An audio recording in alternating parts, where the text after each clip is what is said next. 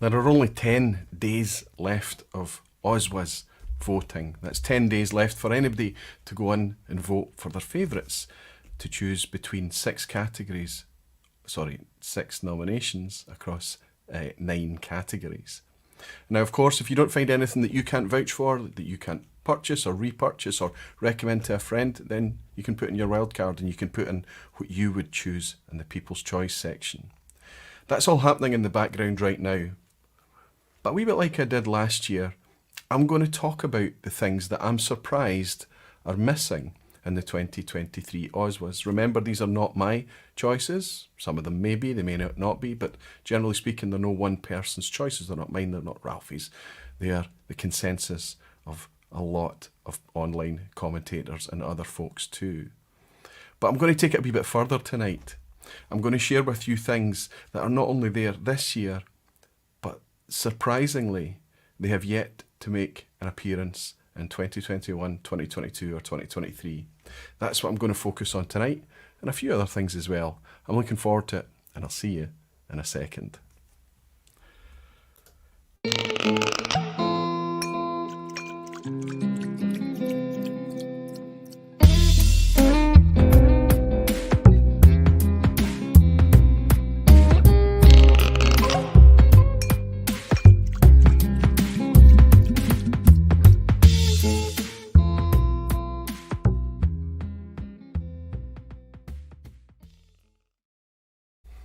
Hello Whisky folk, hello everyone, welcome to the vPub, welcome to another Thursday night.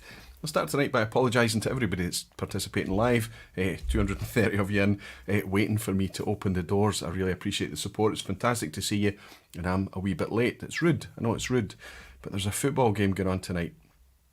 And for a wee while, at certain moments, it looked like it was going to be something to celebrate, something that could have even risked the appearance of me for a vPub Thursday night. But it wasn't to be, it's not gone our way tonight, never mind, we're still in good shape.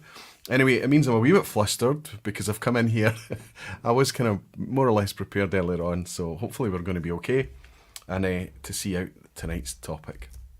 I'm surrounded by bottles tonight. It's one of those sessions where I'm going to be pulling up a lot of bottles and just kind of using them as prompts. You know, we're not going to be doing uncorkings and tasting notes tonight. It's kind of these will be used as prompts for discussion, things that I want to suggest to the community. And maybe I'll be able to speak to some of you who are surprised to see some of these things missing too. Wow, it's just gone bright orange. I was hoping that everybody could hear me. When I see that amount of orange, I panic a wee bit that the audio isn't working or something. Focus is a bit off. Well, that would be just typical, wouldn't it? Because I've not really had time to footer too much with things. Hopefully it's going to be okay. You don't need to see me, right? You just need to, as long as you can hear me, I think that's the most important thing. Football, Jimmy Legg is saying, is the only approved reason to be late. Well, I can tell you that the game just finished there. Yes, it's a very OSWAs themed thing tonight, and I'll take you through the topic, I'll take you through the reasoning for it and things like that, but I'm sure that everyone knows when we hit this time of year, I've taken it upon myself to not talk about the things that are nominated in the OSWAs, and I hope that it's obvious to everyone why I choose not to do that. And it's not because I think I'm suddenly going to influence everyone or I'm going to kind of change the outcome of categories or anything. I know that you guys are not that naive. And sometimes I think that we often maybe, we don't quite have the influence that we imagine we might have. I know that a lot of folk think that as soon as somebody speaks positively about something, that suddenly the sales are going to go through the roof. I don't think that really happens. I think you're all very, very good at making up your own mind about what's good and what's not so good. Anyway, it's better that I just don't do it. I just take the discussion off the table. When we're really trying to hammer home how integrity forward, how independent, and how we're really trying to lead with trust on this initiative, then the more that we choose not to talk about anything that's under public vote, while it's under public vote, I think the better for everybody. I think that just makes a wee bit of sense. So what it means is that the content during this month, so it's the 23rd of September we launched, it'll stay live, the public poll will stay live until the 22nd of October. And I probably should put the link up here. I'm going to put it up here now, actually, because if I put the link up here now,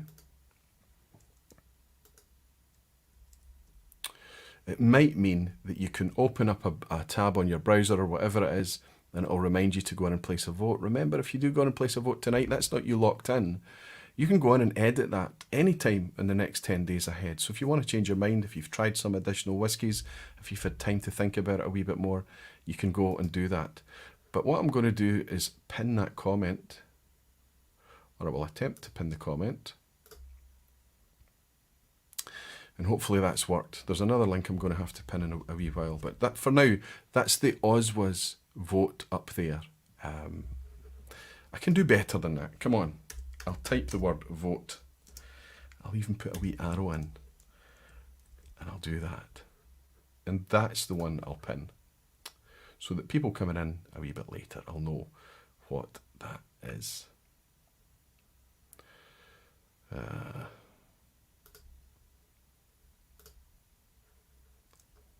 Sorry, Whisky with Molly Ben, you nearly got your replace pinned message. Hopefully that's worked. There we go. So now you can click on that link, open up a browser tab or something, and go in a wee bit later, and you can vote. Most of you, I know most of you have already voted, and I know that anything I talk about tonight, whether they were in the offing or not, wouldn't probably change your mind or your direction, but it's better just to play it straight. So tonight, everything I'm going to talk about has not been put forward for nomination, and that surprises me. But I've also been a wee bit more careful than last year when I did this session, and I've looked at everything that has not been mentioned for all 3 years. Inaugural year was 2021, of course, and last year 2022, and this year we've got the nominations out there. Everything I'm sharing with you tonight, none of it has had a mention. Why am I doing that? Well, I think they deserve to have a wee bit of the limelight shone upon them, and also to show everybody that there's so much variety, there's still so much untapped choice and selection out there that really I don't see how there's a lot of feedback coming in about the OSWAs, and a lot of people are already suggesting that it's maybe going to get a bit stuck, be a little bit staid, a little bit samey.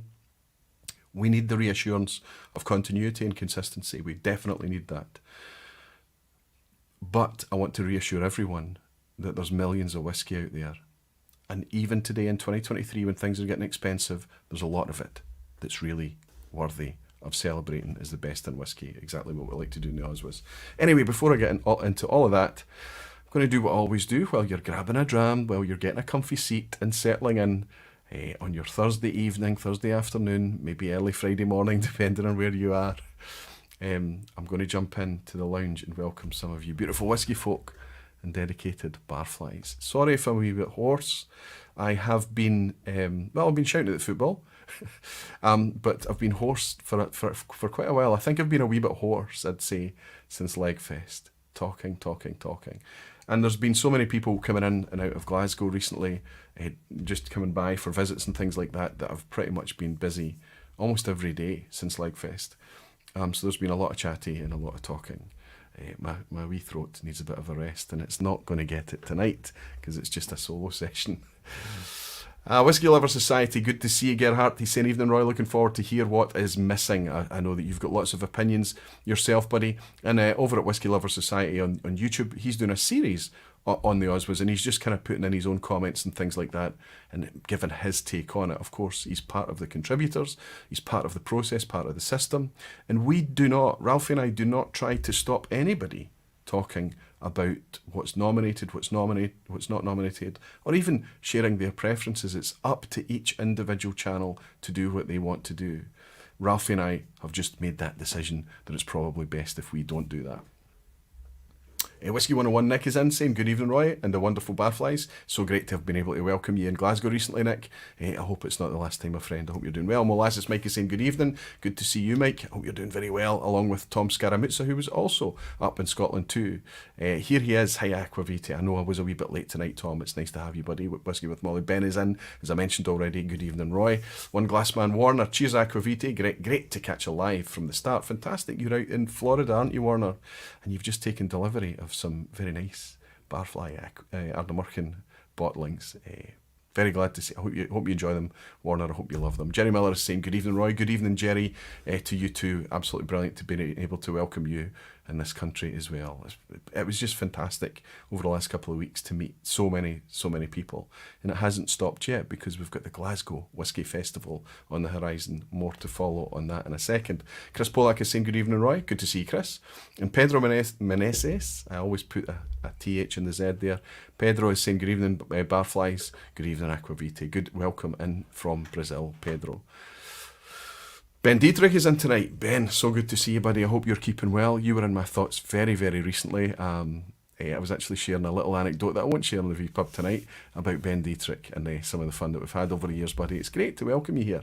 I hope you're doing well, Ben, and I hope you're in a comfy spot. Danny Keenan is saying, hi, Roy. Tough result for Scotland. To be honest, Danny, it was expected, buddy. We're going away to Spain. You know, Spain haven't lost since 2003 or something like that. The stats are that internationally they haven't lost at home. But at one point there, I mean, McTominay scored a fabulous goal, just a fabulous goal, and it really feels a wee bit unfair to have it chopped off. And then you kind of see what happens after that. It's just, it wobbles a wee bit, but we're still in good shape. Scotland's a joy to watch right now, and I'm really enjoying the national team, so take nothing away from them. Tat is saying, focus a bit off, or is it the whiskey? Hopefully I've fixed that. I've gone back in the comments here. And Bruno Martins is saying, good evening, Roy, good evening. Bruno, Julian Rickman is here too. Hell's Wood, fantastic. Helen, where are you now? Good evening from Keswick. So you've made your way back down south of the border at least, but with a wee stop off in Keswick. That's a bright, intelligent thing to do. I know you guys will be feeling a wee bit tired, but hopefully your soul has been fully charged, Helen and Andy. Good to have you in. Max Kreitner from Austria, good evening, my dear friend. Finally something uplifting in this week. I missed you. Listen, I'm missing you too, Max. I'm hoping to see you soon. We're already making noises about Limburg and things like that for next year. And it has been a tough week. It's a difficult thing to witness and watch. Sometimes you feel that the world is suddenly going in a very ugly direction, right? And it's not through bizarre things. It's sometimes through clumsy choice, terrible choice. Eric Cunliffe is saying, good evening, my friend. And beautiful folks, good to see you all. I think I might still be on Glasgow time, slant you. Still a wee bit fatigued, no doubt, Eric. It's not just because of the time difference. It's not just the jet lag. It's how much energy you would have spent while you were here and running on adrenaline, I hope. I hope you're staying healthy, buddy. Whiskey with Molly saying, evening, Roy, focus a bit off, a bit like Scotland tonight. Okay, again, I'm hoping that's fixed. It's looking okay my side. Let's pull up this stream, the health stream. It's looking okay. Maybe it's fixed now. Maybe it's going in, on and off. Maybe it's just the lighting. It's just cameras sometimes a wee bit sensitive. Yes, it looks like all of these comments were a wee bit earlier. I've rolled on quite a bit. Wee drams come in here. I don't want to miss that. It's come in from... Come on, chat. There we go. It's come in from Jeff Whisky. He's saying, a little cheers to you, my friend. Thanks for all you do. I know what that's for, Jeff. And there was no need to buy me a dram, buddy, but you're very, very welcome. And I'm grateful for your wee dram. I'm grateful for you dropping in with a wee bit of a super chat and a generous one too. Jeff Whisky, cheers to you, buddy. There's a YouTuber in right now. I've already mentioned Whisky Lover Society. I think Gerhardt is your name, I believe. Apologies if I've got it wrong. But we've got some commentary coming in from individual channels talking about YouTube, talking about sorry, not YouTube, talking about the Online Scotch Whisky Awards. I'd like to see a wee bit more of that. I'd like to see the energy. I'd like to see people kind of getting behind it and realising how really quite unique a thing it is for everybody to be working together for this collaborative thing to happen, this grassroots thing, that it is fully independent, that there is no way for anybody to artificially contaminate it, to influence it in any way. There are so many layers put in place. It's made so robust. And as Ralphie and I have spoken of at length and oftentimes, if it is being manipulated, I'm still flustered after the football. You'll have to excuse me, I need to settle myself. If it is being manipulated, we would spot it. We would see it happening. So, you know, there's a lot of people involved. There's a lot of people with a great audience on social media. There's a lot of people that have people turning up to watch their videos all the time, that read their commentary online, whatever it may be. I would really like you to get behind it. And if you can't get behind it because you don't trust it yet, speak to me. We'll have a session and I'll let you see under the hood. I'll let you see every stage of the process and I'll let you know and see how utterly robust and honest it is in order to help you get behind it. There's a huge overlap. Okay, the whiskey enthusiast community online is not huge. If you take away, bourbon and all the other types of whiskey that is out there, and there's just the Scotch whiskey community that we focus on, it's smaller again. But we are able to reach new people all the time. They don't need to come and watch Aquaviti. They don't need to go and watch Ralphie. They don't need to go and watch any of the collaborators that are involved. What they do need to do is look at the OSWAs and realise that there's actually a really good barometer. There's really good selection of whiskies and discussion going on around the awards themselves that reassure people about good value, good quality, good engagement, good availability, all the things that we like to celebrate in the OSWAs. Jimmy Leggs also bought me a dram. Thanks to everyone for all the fun Angie and I had in Scotland. Roy and Peter were great hosts, and Michael Henry is the absolute prince of whiskey. Yeah, we're still coming down after it, Jimmy. I think there's still, I met up with some people yesterday and I met up with some people earlier in the week, and everybody's still talking about that weekend. Everybody's still talking about the positivity, the elation that we felt, the fun, the smiles, the laughter. Nobody really seemed to have any difficulty socialising or settling in. It was just wonderful, wonderful fun. Jimmy, I realised that there was a lot on your shoulders over the course of those few days. We'd named the thing after you, my goodness. And there were so many people that were just keen to get there so that they could meet you and figure out who Jimmy Legg was, who's this character that's been colouring up the chat for so many years. I hope that didn't overwhelm. I get the sense that you've got pretty broad shoulders, and it didn't seem to me at any point that you felt like that.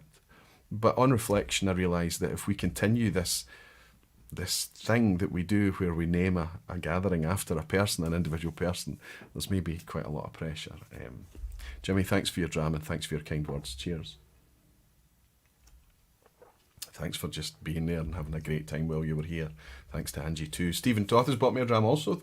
Thanks to the Barflies the past few weeks, I truly enjoyed somewhat sharing the experience. I'll try not to miss future gatherings. Vancouver Whitecaps are enjoying Scottish Ryan Gold, maybe MLS MVP.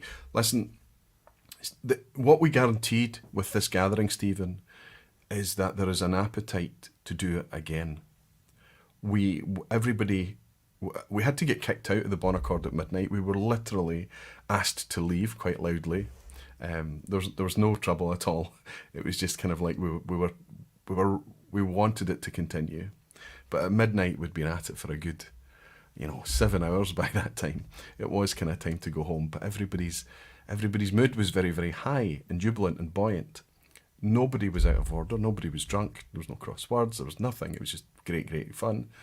I guarantee we'll do it again, Stephen. Maybe this time, whether you have to travel quite a distance, you have to travel all the way across Canada just to get to the Atlantic. But maybe there'll be an opportunity for you to join us in the future. In the meantime, thank you for your dram.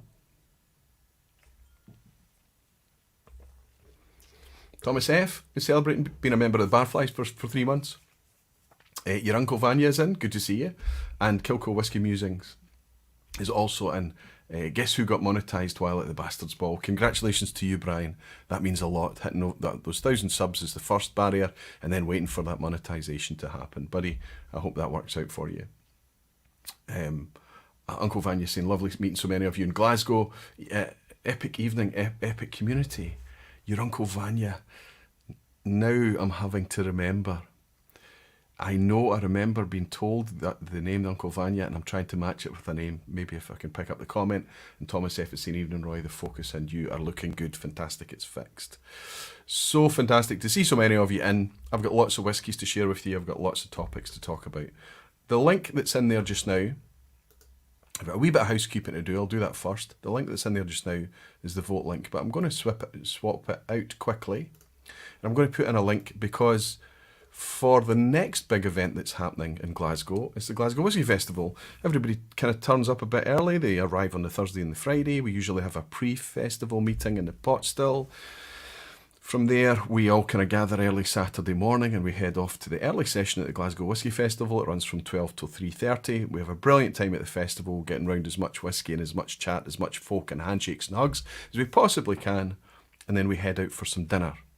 There's so many of us that there are no taxis, and waiting for a taxi can be a real pain, and then having to trot off and wait for really busy trains and things like that. So last year we had a brilliant idea of having a bus transfer us from the festival into the restaurant in Glasgow city centre. It worked a treat. Everybody was very happy. We filled a 72-seater bus. Now, that's pretty much as big a bus as you can get. You can't get much bigger coaches than 72-seaters. So this year, because it's more than 72 people, we need to have 2 buses, and that makes it a lot more expensive. What Craig has done, Craig Dollar is the guy who takes care of all of this for us. It's amazing what he does. What he's done this year is he's taken care of all of it, and he doesn't want to have the hassle of taking money from people on the day. He wants to be relaxed. So he's got a system in place. So if you have booked a seat on that bus through the Barflies Facebook page or directly with Craig or someone else, maybe through me, then what you need to do now is go and pay. It's £7 a head. It's more expensive than last time. Guess what? Because 2 buses are far more expensive than one. And based on the number count that we have, in order to cover costs, it's going to work out at £7 a head. And somebody said to me recently, well, how much does it cost to rent a bus for an hour? But it's not renting a bus for an hour. If you take that bus out for an hour in the afternoon, you've pretty much rented it for the afternoon. It's going to be very difficult for them to find lots of other they're not taxis, they're buses. They tend to go far distances, so it's expensive. If anybody's got a better idea, I'd love to hear it. But £7 a head will guarantee you a seat in the happiest bus on the planet, and it'll take you straight without any stress to the restaurant. I've been paying it forward. I know the stress that Craig is under every year in order to break even on that bus. And I know that it will happen again this year. So I've paid myself, and I've paid for somebody else too. If anybody else wants to pay it forward, for the people who will genuinely just forget, then you're very, very welcome to. Once Craig's covered the costs, he can close the collective. I'm really looking forward to it. I'm very tired after days and days and days of wonderful, wonderful whisky time and whisky folk, but it's whisky season. And what it's taken away from me in raw energy, it's restored in positive energy and just making me feel so positive about the human condition when we get together under the umbrella of whisky. It's fantastic. I'm really looking forward to it. Rob Halford is saying broken link.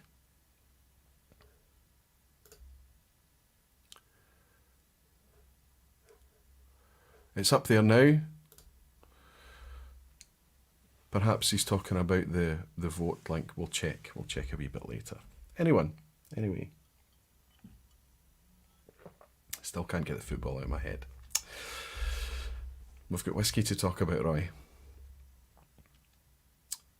The Online Scotch Whisky Awards are always going to be bigger than any one channel, any one person, any one voice, any one opinion. That includes everybody out there that's voting too.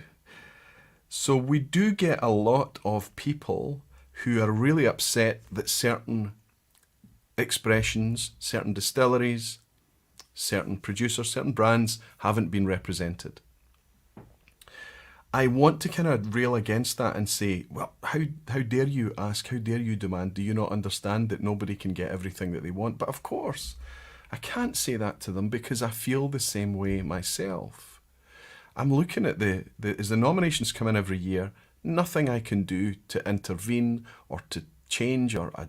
The nominations come in, the 65 contributors look at the pool of nominations and they refine it down to a top 6. Through a democratic voting system. They all get to spread their votes evenly, and it's just the top 6 that come through. The only time that Ralphie and I have had to intervene is when something has been misplaced in the wrong category, or when there's a tie break for that 6th place shot. But inevitably, Ralphie and I have a vote as well, and when we place our vote, we can place our vote in order to break the tie. That's it. it'll get to the point in the future where that's only happened, I think, twice in the whole history of the OSWAs. And I think maybe only once, actually. And I think in the future, as more and more contributors are involved and more votes are spread, the chances of a tie in sixth position becomes slimmer and slimmer as time goes on. So there's really no way for us to kind of get our way. We can only really let the chips fall where they may. It's just going to be something that we have to witness and perhaps as hosts comment upon. One thing I will rail against, though, is any question or any suspicion of that there's something untoward, that there's some kind of influence involved, that it's the industry that's involved, that it's anything like that. That will never happen. Not while it's myself and Ralphie that's at the helm. We just don't. We've worked out how to run a channel without doing that. I've worked out how to build Dramface without doing that. We can use the audience to fund these things rather than the producers. It works. We've proved that it works. We don't need that to be a dynamic. And you know what? If it did become a dynamic, you would spot it. You would spot it easily. So a couple of drams come in here. I just need to, before I go on my OSWAs rant, Stephen, I did get yours. It was Whisky with Molly Ben. He's saying, I've paid my seat, but there are another 2 you can pass to Craig. But here is another 2 you can pass to Craig. Don't pay me. Click that link at the top. If you're paying for a seat, do not pay for a seat through Super Chat. YouTube takes their chunk of the Super Chat. Thank you, Ben. Thank you for the dram. I know it's tongue in cheek and you're kidding, but if you're paying for your seat for the bus, the festival bus, you need to click that link at the top. It's nothing to do with me. I'm not handing money over to Craig. He can take care of it directly. It's confusing enough. Drew, thank you very much for your dram. Sorry, Ben. Drew's the next one up. Drew from Arizona has bought me a dram to say, I like your thinking, Ben, to the bus fund. Drew's not even coming this year. Thank you very much. I've been sipping at a whiskey. Thanks, Drew. To your health, my friend, to your health.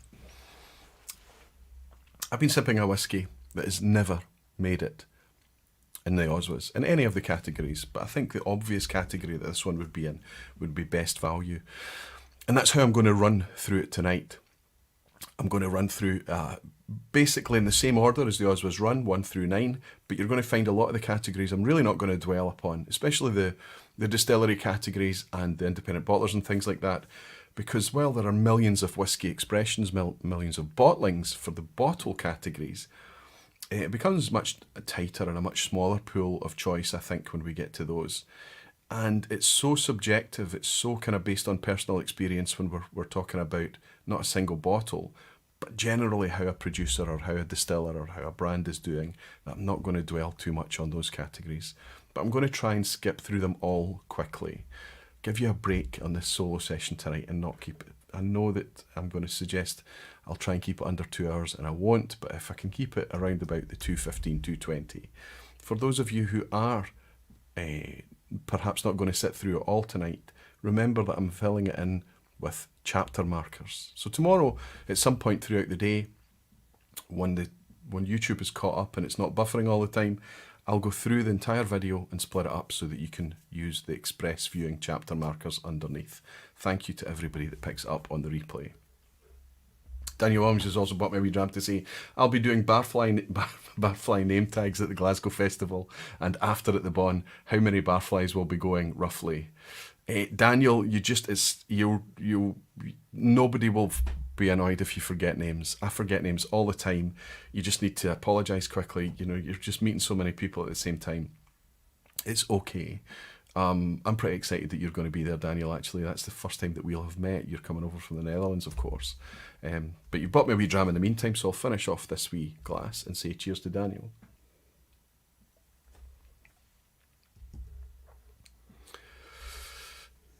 We had a saying, look out for Norway, Haaland and Odegaard in November. There's a theoretic chance for us to take it from you. I know there is. I know we are not safe yet. Anyway, we're not talking about football tonight. I need to get my mind out of the football thing. My son and I were jumping up and down upstairs and screaming and shouting, and Rick, you're out of focus again. Do you know, all I can do, I think, is crank up the lights. The only other choice I've got, Rick, is maybe to reboot the camera. It did this at Springbank as well, you might remember. It was horrible. And I can see that it does indeed want to focus on the backdrop. It's pretty annoying. Anyway, we'll leave it for that. If I'm dropping out of focus tonight, I'll just reach forward and try and force it backwards and forwards. Does Roy have to drink every time we buy a dram? Well, no, I don't have to, but I'll take a wee sip if I can. I've got 6 Glencairns out in front of me. I've already had one as I joined with you. I'm going to have 6 small pours tonight, and that should mean that I can keep a tab and know how many I'm sipping with you tonight. I don't have to drive in the morning or anything. I've got an okay morning tomorrow, but I think 6 is a reasonable number for a 6 small pours for a Thursday night vPub. Jeff Whisky saying, looking focused and fine. I've just tapped it, buddy. And Ross Brereton, I got to meet you, Ross. He's saying that's better. MM Karsten is in, saying good evening, just came back from the bar Convent Berlin. What a fair. Whisky-wise, I tasted lots of Australian Apera aged stuff from Starward and Morris. Cheers to everyone. Fantastic, MM Karsten. It sounds like a decent one. Sounds like an interesting World Whisky event too. Let's start this off. Let's just kind of get going here. I'm going to leave the bus payment thing up there for a little minute, but as soon as I start to talk about voting on the OSWAs again, I'll put the OSWA vote payment up there. The first category for the inaugural OSWAs was called, I think we called it Best Entry Level Whisky, and that was just a bit too nebulous. We tried to put a kind of a budget on it and things, and it was crazy because the prices that people pay in different areas are completely different. So what we had to do is we had to leave it open to the participants, the people that were stepping forward to vote, and ask them to vote based on what they believed their best value whisky was. Now, that does not mean cheap whisky. We're not looking for low quality. We're not looking for bottom shelf here. We're looking for things that we don't have a lot of anxiety about. They bring good value, good bang for buck, easy, anxiety-free sipping. So the one I had, and I opened up tonight, I'll just put a wee bit more of this in. I was enjoying it, and I do enjoy this wee dram, is this. Something that has not featured. Now the camera, we know it's not going to focus tonight because it's not playing there, it's dried a wee bit. This is a Loch Lomond 12-year-old. Now before you say, yes, the Loch Lomond 12-year-old that was there last year, Roy, you're right, and it's not really valid because this is a 12-year-old Loch Lomond, and it has been mentioned, and it was even mentioned in the good value category before. However, I would pick this as my preference over that. This is Inchmurrin. Loch Lomond 12-year-old, the original's got a wee bit of smoke in it. It's the kind of more balanced, or the most kind of representative, let's say, from Loch Lomond. Whereas this Inchmurrin is from their straight neck pot stills, much more fruity. A completely different take on Loch Lomond style, and hence it's called Loch Lomond Inchmurrin. Still 12 years old, still 46% ABV. We know that Loch Lomond are moving in a much more natural direction. This is non-chill filtered, but they do still add a wee bit of colour. I can see that changing, and over time Loch Lomond are gradually becoming more and more natural. I guess as they have more, a better selection of casks and things to pick from, they're probably less reliant. You know, and I think the market is changing. The market does not need to demand dark whisky all the time. It's just my perspective. Maybe I'm just looking at that from an enthusiast perspective, but for me, I would love to see all whisky, certainly malt whisky, come with no colour added whatsoever. So there's kind of one there that I'm kind of surprised that nobody's picked up on. This great value, £40 to £45, £42, £43, that kind of order for the 12-year-old range. They've got the Inchmurrin is the peated, Inchmurrin is the fruity one, and as I say, the original that did appear last year around that price. Surprised to see it not there, but there's more to talk about, and I've picked one that I'm going to dwell upon. Remember, I'm not talking about what's not in there this year. It's never appeared. It's never appeared. We have never celebrated Craigellachie 13-year-old. Probably one of the best, arguably, depending on your mood, the best Speysiders out there. In the order of £50, 13-year-old teenage whisky, 46% and natural. The value proposition of this is stunning. Dewar's have proved that they can do great things. They're not doing great things for us, the enthusiasts, through Aberfeldy. They're not doing great things through their Devon range, but they're doing fantastic things through Altmore and through Craigellachie. And remember what they did with Royal Bracla, going from 40% ABV presentation to all natural 46% on their 12-year-old. It was a little bit pricey, but remember, I'm not looking for cheap. I'm looking for quality, and that Royal Bracla was a cracker. However, the pick from the Dewar's range would be this Craigellachie. There's more in the value section. Like I say, I'll dwell on one, but before I get there, why have we not talked about this? This is Kilchoman. This is their Machier Bay. This is a non-age statement Islay whisky. But when you see the prices that are happening to the standard Islay whiskies, maybe the ones that we like to kind of consider the guardians of Islay, this is getting better and better and better as the years go by. When did you last try Kilchoman's Machier Bay? It's become a stunningly fruity, even a little bit dried apricot, white fruit in there, some tropical notes. It's really become much better than it ever was in the past. Those kind of young, youthful, kind of unripe fruits, those kind of ashen notes have kind of subsided a little bit. You just get the impression that they're able to add slightly more, better casks perhaps, but I feel like it's slightly more mature whisky into the mix. Machier Bay is a stunning whisky, and I'm really, really surprised to see that it's not made. In fact, no Kilchoman bottles have made any nominations in the Only Scotch Whisky Awards yet, and that to me is a big surprise. Rob Smith is saying Machier Bay is one of my go-to whiskies. Whiskey with Molly Bennett is saying hallelujah, Aquaviti, Kilchoman, been banging on about it for 3 years. Sandra Fitzalari saying my people's choice, been enjoying it for a decade, glad you mentioned it. And Ross Brereton is saying it's nice, but I've always found it a little boring. I don't know, he's probably talking about Craigellachie. I'm moving backwards here. Looking forward to seeing the People's Choice, going to be interesting. And Peter Lee's bought me a dram. Thank you very much, Peter. He's saying good evening, Roy. Loch Lomond with the selected Barflies were one of my highlights of the festival. Denise and I are blessed with your company and community. No, I think you'll find it's the other way around. We are blessed with yours, Peter. It's amazing the things that you do. You've got that warm, welcoming nature about you, you and Denise. It's almost like there is nothing is too much trouble for you. I either feel like we often lean a wee bit too hard on you, my friend, or there's 10 of you. There's Peter Lee clones everywhere because of the amount of stuff that you and Denise are able to achieve. And you're in here buying me a dram as well. There's no need for it, Peter, but thank you, my friend. Cheers for everything you do. Great stuff. Here's the one I'm going to dwell upon.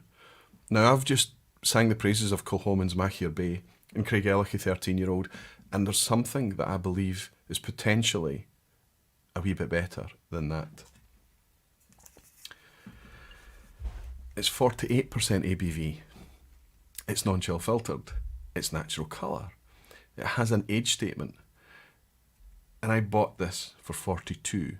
48% ABV. Non-chill filtered, natural colour, 12-year age statement. It's from the Highlands. I bought it for £42. Do you know what's coming up? Why are we not talking about this? Why are we not talking about this? This is Glengarry. Now, it's from a producer that's not particularly in vogue or fashionable. It's from Beam Suntory. They own Ardmore, fantastic. But they also own Lefroy and Bamore. And Auchentoshan too. So there's a lot of kind of really, really pedestrian, boring malts being released from those distilleries. Although occasionally Bamore is capable of absolutely knocking it out of the park. Just not very often. It's really sad to see. And honestly, there's a really good, strong core range here and there from Lefroy as well. But the standard stuff, we often feel is a wee bit abused. But I don't think that that's happening at Glengarry. This 12-year-old, like I say, 48% ABV. And I'm not just suggesting that it's non-chill filtered because it's at 48% ABV, but they actually put it on the label. This is Beam Suntory putting non-chill filtered on the label of a product. I don't know if it says natural colour on any natural colour on the labelling anywhere on the bottle where it should, but I have done the research and it would seem that it is a natural colour. Although it's quite dark, so just because you know it says on various sources online or whatever that it's natural doesn't guarantee it. The only guarantee is if it's written plainly on the label. This is a super, super flavourful whiskey. It's bold. It's challenging. It's not the type of thing that you would give somebody to be nice and smooth. And I'm not just talking about the 48% ABV either. There's so much dark fruit in this. There's a lot of oak in here. There's a lot of kind of challenging flavours. And I predict that in the future ahead, because of the changes that they're making at Glengarry today, going back to floor malting, direct firing of the wash still, bringing more peated malt into the mash, this is going to just evolve. I ask you, are you on board with Glengarry? I think it's slipping under the radar right now, and I would hate for it to be lost because not enough people are engaging with it. It says mit Farbstoff here, says Daniel Williams, which is perfect. He's in the Netherlands, so he's obviously getting continental products, and for the German market as a minimum, it needs to say whether it's got colour. And he's saying mit Farbstoff, or Mott Farbstoff, means that it does. That means that it's got colour. Why don't we get the same kind of... Why is it we're always guessing? Why is it we're looking on Whisky Base and relying on whoever's going to put the data into there? Why do we have to rely on the people in the Netherlands or Germany? Why can it not just be on it? Jerry Miller is saying, I just bought my first Glengarry 12 last month and was shocked at how good it was. That means then that's the second whiskey I've recommended to you tonight that still contains colour. Glengarry 12 and Loch Lomond and Inchmorrin. McCallum Fine and Rare is saying it is colour dry. Andrew Piers is saying mit Farbstoff on the box but not the label. There is colouring, it seems. And for me, like so many people as well, we're probably going to ditch the box. We're going to throw the box away. Or perhaps in the future, they might choose to ditch the box. It needs to be on the label. These details need to be on the label. SWA will never see it through. They will never step up and say, malt whiskey should not be coloured. We need to demand it. We need to shout about it. Alistair McFerry says, the Gary 12 is on my perma shelf. Fantastic, you're enjoying it, Alistair. Dominic Fife is saying, Glenglassaugh Evolution was getting better and better until they pulled the plug on the old range. I know, and it's just, they almost got there. I'm going to hold out a little bit for Portsoy and Sandend. The 12, Dominic, I hope you've tried the 12 because it's a good whiskey. It's a really good whiskey. But how could Glenglassaugh have got so close to being perfect and just not bothered? 45% ABV, it's just... But even at 46, we know that Brown-Forman are liable to chill filter. So it is what it is. Gerhard is saying, Gerhard Grabspoke, it looks like Grashbook. I know, Gerhard, I'm making a mess of your name, my friend, but you're a barfly and it's nice to welcome you in. Yes, I like it, and the 15-year-old even more. The 15-year-old is their sherry cask expression. Depending on where you buy it, it's another good value product too. I love that Geary is under the radar, says Gordon Fraser, and it's a favourite of mine. The trouble with it, with us suppressing it and keeping it secret and keeping it under the radar, look at Altmore 12, what happened. For us in the UK and Europe, it looks like Altmore 12 has been discontinued, and I feel bad because I've really come to love that whiskey and I feel like I should have been shouting a wee bit more about it. Not that I would have been able to make a difference, but with enough people getting behind it and realising how good it was, maybe it could have lasted a wee bit longer. Who knows? We're not really in charge. Glengarry 12 is one of the few good whiskies I can still get, says Jimmy Legg. Been through 3 bottles. Great to see you're enjoying it too, Jimmy. Excess to Scotch is saying the 12, the 15 here, both great. Tremendous. So there we go. 4 bottles. Just, and not by thinking too hard, that have not been represented in any of the nominations so far in the Online Scotch Whisky Awards. I think it's going to be interesting to see how things evolve going forward.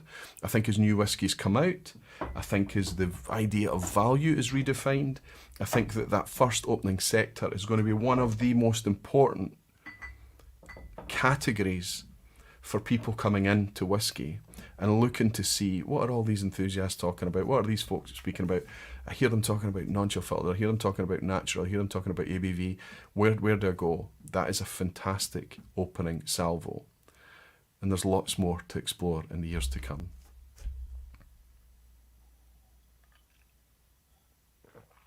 I think you're probably surprised at some of those emissions as well, right? So where do we move on from there? I'm going to try and do this from memory because distracted by the football, I never had time to print off a wee guide. But I think after best value whisky, we move straight into blended whisky, don't we? In fact, I've probably got them laid out. Now, we see a huge drop-off with blended whisky, with the vote, with the interaction. This is the Scotch whisky community, the online Scotch whisky community. And it makes sense that we're all in it for malt, right? We love the variety. We love how one's up here and another's down there and another one's over here. And we love how completely varied and different these things are. So when we go and we interact with blends, what we get is a different experience. And I'm not speaking about an uplift or a drop in quality.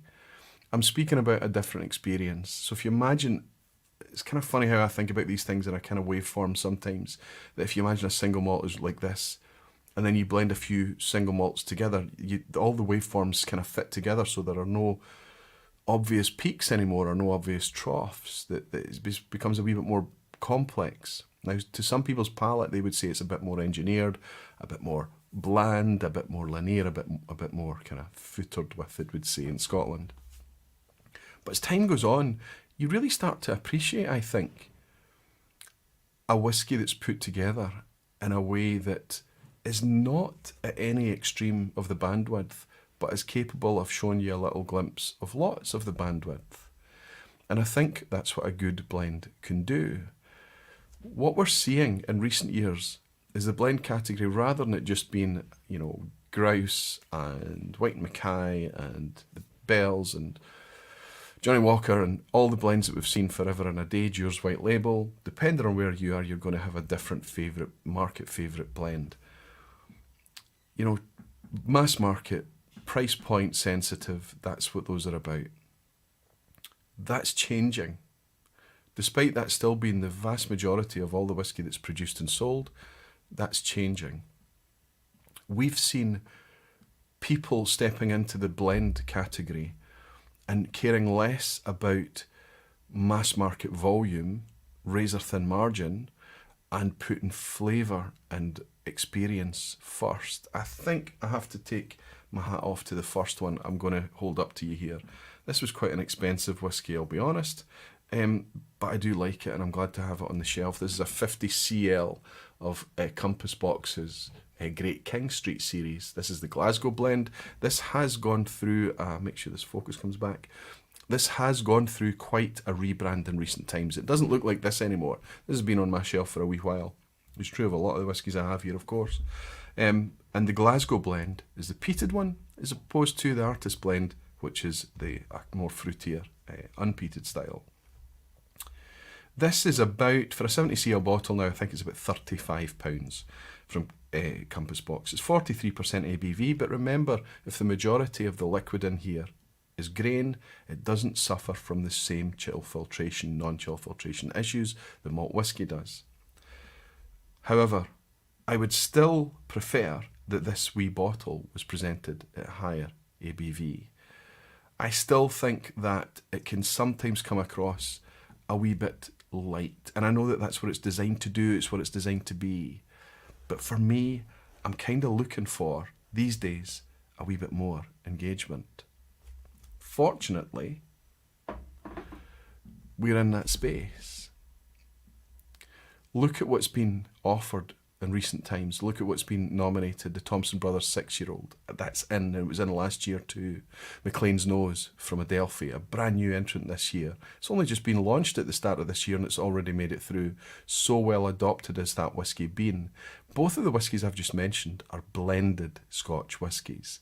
Completely different. Gav Strams is saying a great blend is woven. Absolutely. I don't own any bottles of woven yet, Gav, but I hear more and more people speaking about them all the time, and I'll get round to it. I will get round to speaking about them. They come out just a wee bit earlier, I think, just ahead of the brand I'm just about to share with you now.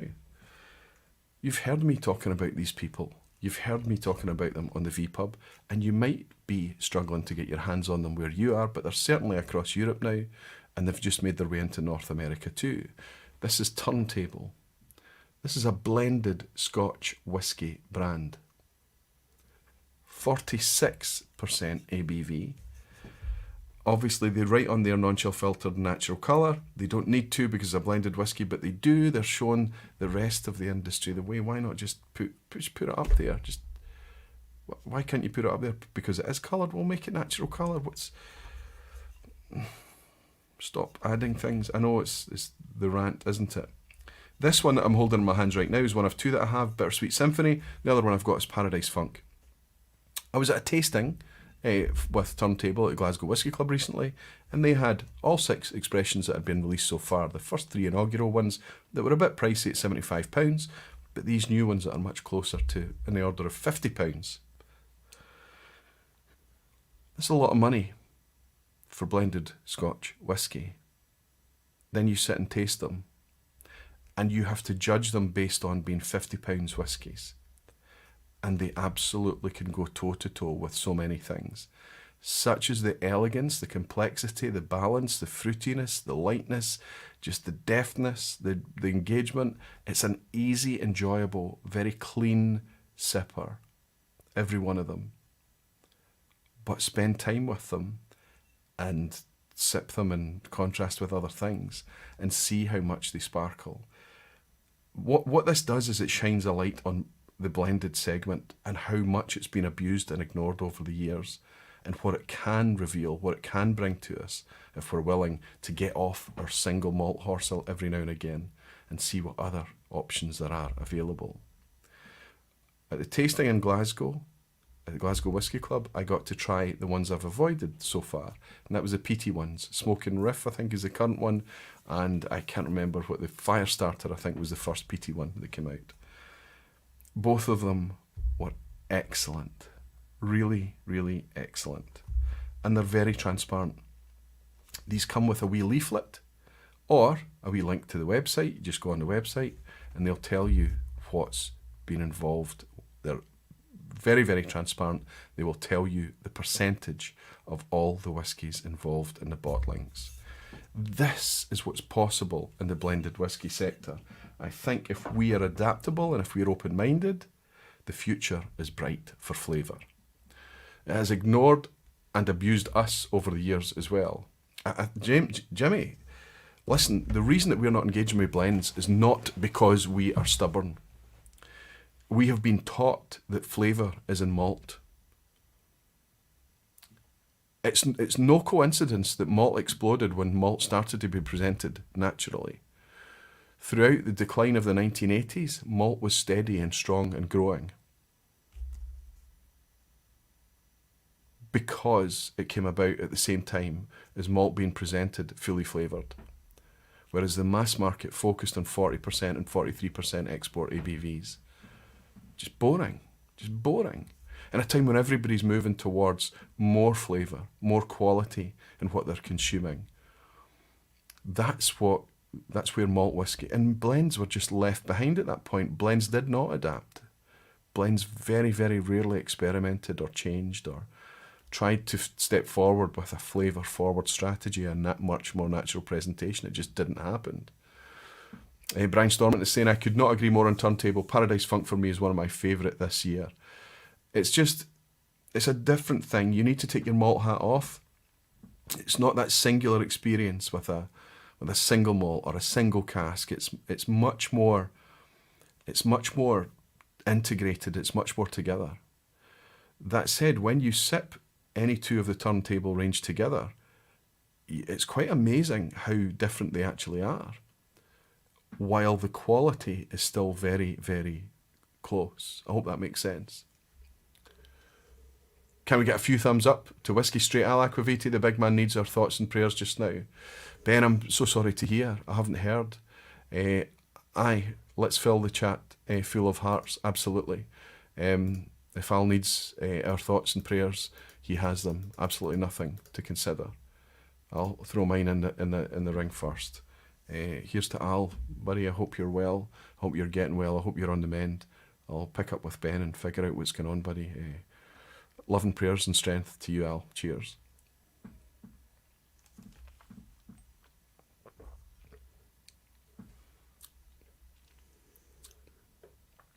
Fantastic to see all the hearts in the chat going up. Superb. Thank you all so much. So if we go from blended, you know where I'm going to go after that, don't you? And it's blended malt. So take what I've just said about blended whiskies and go back 5 years, 10 years, go back actually to the start of Compass Box when they started to bring out our blended malts.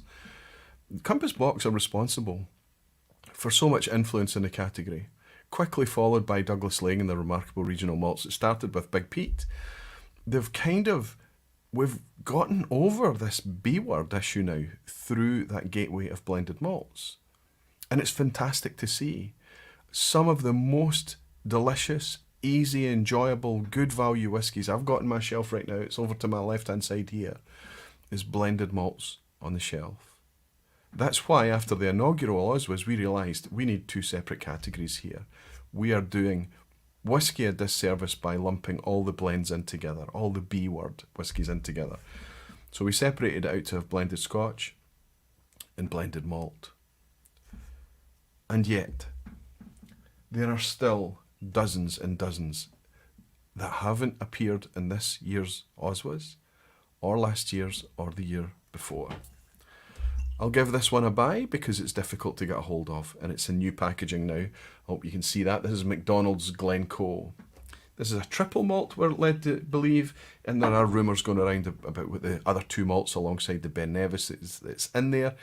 The truth is, I don't know. Some people out there know, but we don't. It doesn't matter. It's really tasty, and if you like an industrial, dirty, challenging West Coast Highland style, Glencoe 8-year-old brings it in spades. Fantastic presentation too, all natural at 58% ABV, right up there with the high ABV too. I'm just throwing these past because there's one that I'm going to dwell on, and I'm going to dwell on it because you guys have spoken about it and I've spoken about it. There's always one that I'll have, so just imagine the others as honourable mentions, inspiration if you like. Here's a brand new entire series of blended malts that came out earlier this year, I believe, from the Loch Lomond group. This is Noble Rebel. Fully natural whiskies, all natural colour, 46% ABV. So it was based on flavour. So one was called Hazelnut Harmony. One was called, what's this one called? What is this? Smoke Symphony. And the other one was Orchard Outburst or something like that, I think it was called. That was the one I finished. It's already featured in a recycled review for me. Again, £40. That's the retail for this, for fully natural whiskey and full of flavour. It's just terrific value. Fabulous stuff. I hope somebody's getting their hands on it and trying it. Love the Noble Rebel, says Stan Thompson. Tried them all at Leeds Whisky Festival. Fantastic. This is what I need when you see something that you're enjoying. And of course, if you see something you don't enjoy, it's just as valuable for the community out there that I'm mentioning tonight. Please throw it in. Throw it in the chat. I already buy too much. Michael Henry Liquid, says Alistair McPhail. Hey, listen. If you're encouraged to buy liquid, answer me this, Alistair. Is it because you are caught up in the hype, the chat, the nonsense that we all share, the echo chamber? Or is it because you have come to realise the sources you can trust, whether that's a commentator, whether that's your fellow people out there in the lounge, your whisky clubs, your events, wherever it is that you're going to and sipping whisky, or the producer, or the person that's behind the producer? There's too much chat out there about echo chamber and the hype and all of this stuff. People are not understanding the consensus that comes after quality. All YouTubers, all commentators, all writers, all authors, whether it's a social media channel you have, whether you write articles, whether you stand in front of a camera like I do and shout, you want a hot take. You want something new. You want your own thing. You want to be the person that's discovered this new thing. You don't want to just repeat the same thing that everybody else is repeating. An echo chamber is something that we strive to fight against. However, when we find consensus, when we have to admit that that other YouTuber has found an absolute peach of a whiskey, we need to talk about this. That needs to be said. It is not hyping a whiskey. To hype something is to artificially inflate it. And there's a lot of that going on in whiskey, believe me. But when you hear lots of people talking about the same thing, whether it's the guy who made it, whether it's the label, the independent bottler, whether it's the brand, the distillery, or whether it's your trusted people that you sip with or listen to, when they talk about it and they are all enjoying it and they're all doing things in the right way, that's consensus. And it's different. Jimmy like is saying Agua Vita, exactly. Quality first, shouting second. I do like a wee shout now and again, apologies. Alistair McPhail is saying, you've met me, you know the answer. I trust certain people to recommend stuff, but I have to try it for myself. Absolutely, Alistair. And that kind of reinforces that trust. If we were all kind of just shouting about the latest and greatest and what the same thing everyone else was shouting about, there would be a lot of mistrust out there. The community wouldn't be as robust as it is, as trusting and as open as it is. There would be a lot of people going, oh, what's he talking about? What's she saying? I don't get it. I don't understand what. Whisky Wolf is saying, have you tried any of the Penderyn lineup? I personally really enjoyed the Penderyn Portwood. I hope they will make it to the OSWAs next year into the world whisky category. I imagine that Penderyn needs a revisit from me because Penderyn, because it is a distillery that I probably didn't engage with much. I've got a bottle of their Madeira down there, but it's been there a long time and it's not representative of what they're making today. I don't doubt that for a second, Whisky Wolf. We had a night at the Glasgow Whisky Club with Penderyn, but that was pre-COVID. I'm really going back. And they brought some fantastic stuff to give us a glimpse of what was coming in the future, but that future's arrived now. Just too many whiskies. Not enough bandwidth, not enough wallet, not enough liver, not enough time. I'll get there, Whisky Wolf. Thanks for mentioning it. You're not the first. Ben Marnock is saying it's true Compass Box are building a distillery. That is a serious change of direction. Yes, apparently we're hearing all of these things all the time. But you can understand, listen, Hunter Lang's got Ardnahoe, Gordon McPhail have got Benromac and the Cairn, and Cairnheads have got obviously Springbank and Glengyle, and you know, all the independent bottlers are getting to a critical size and they realise, like Adelphi did back 15 more years ago, that they're going to need a distillery in order to stay in the game. And what's happened recently is the big players, the big producers have picked up the drawbridge. No fillings anymore, no kind of free and easy access to all of these casks the way it used to be. They're keeping their whiskey, despite them having literally bulging warehouses and finding it difficult to get planning permission to build new warehouses and all this stuff. More whiskey than we've ever had. Everybody's keeping it right now. They all want to see what's going to happen with whiskey's future. Are any of these markets going to open up? Is this cask investment nonsense going to continue? What's going to happen? So they're taking control back. So that means that anybody that's reliant on cask trading, brokerages, the ability to source whiskey as either new make, new fillings, or mature whiskey, that's anybody that relies on that is suddenly the business model is rendered weaker in 2023, and it's been getting weaker for a long time. Really fantastic discussion last week with David Sturck. I would point you towards that. I would point you towards his independent Scotch book as well. But I think that's the story with Compass Box, right? Do what Peter Lee did and clone yourself. Good idea, Alan. To double the liver capacity. I wouldn't have double the money though, would I? I'd have half the money if I did that. That's flawed, Alan, but I like the suggestion. Well, Jerky is saying, is there any particular reason Aqua Vitae store is not working? Asking for a friend. I'm out on merch right now. The merch has all got very, very low. It's very patchy. I took some merch to share at the event a couple of weeks ago in Glasgow, and round about the same time I closed the store down. When I get t-shirts that I can't ship to Belgium, but the t-shirts are returned for failing electronic, whatever it is, I can't send these coins, these acrylic coins, these glass toppers. I can't send these to Ireland. Post-Brexit, it's just too much pain. I need things to settle. I need the borders to settle. What I will do though, the thing that has the least trouble getting through, because it's obviously in a cloth inside a plastic bag, is t-shirts. So when the new t-shirts come back on stream, the new design, it'll probably be into next year now, if I'm honest. Apologies. I'll let everybody know that's what it's going to be. Whisky with Molly saying, ambassadors are such an important part of whisky for me.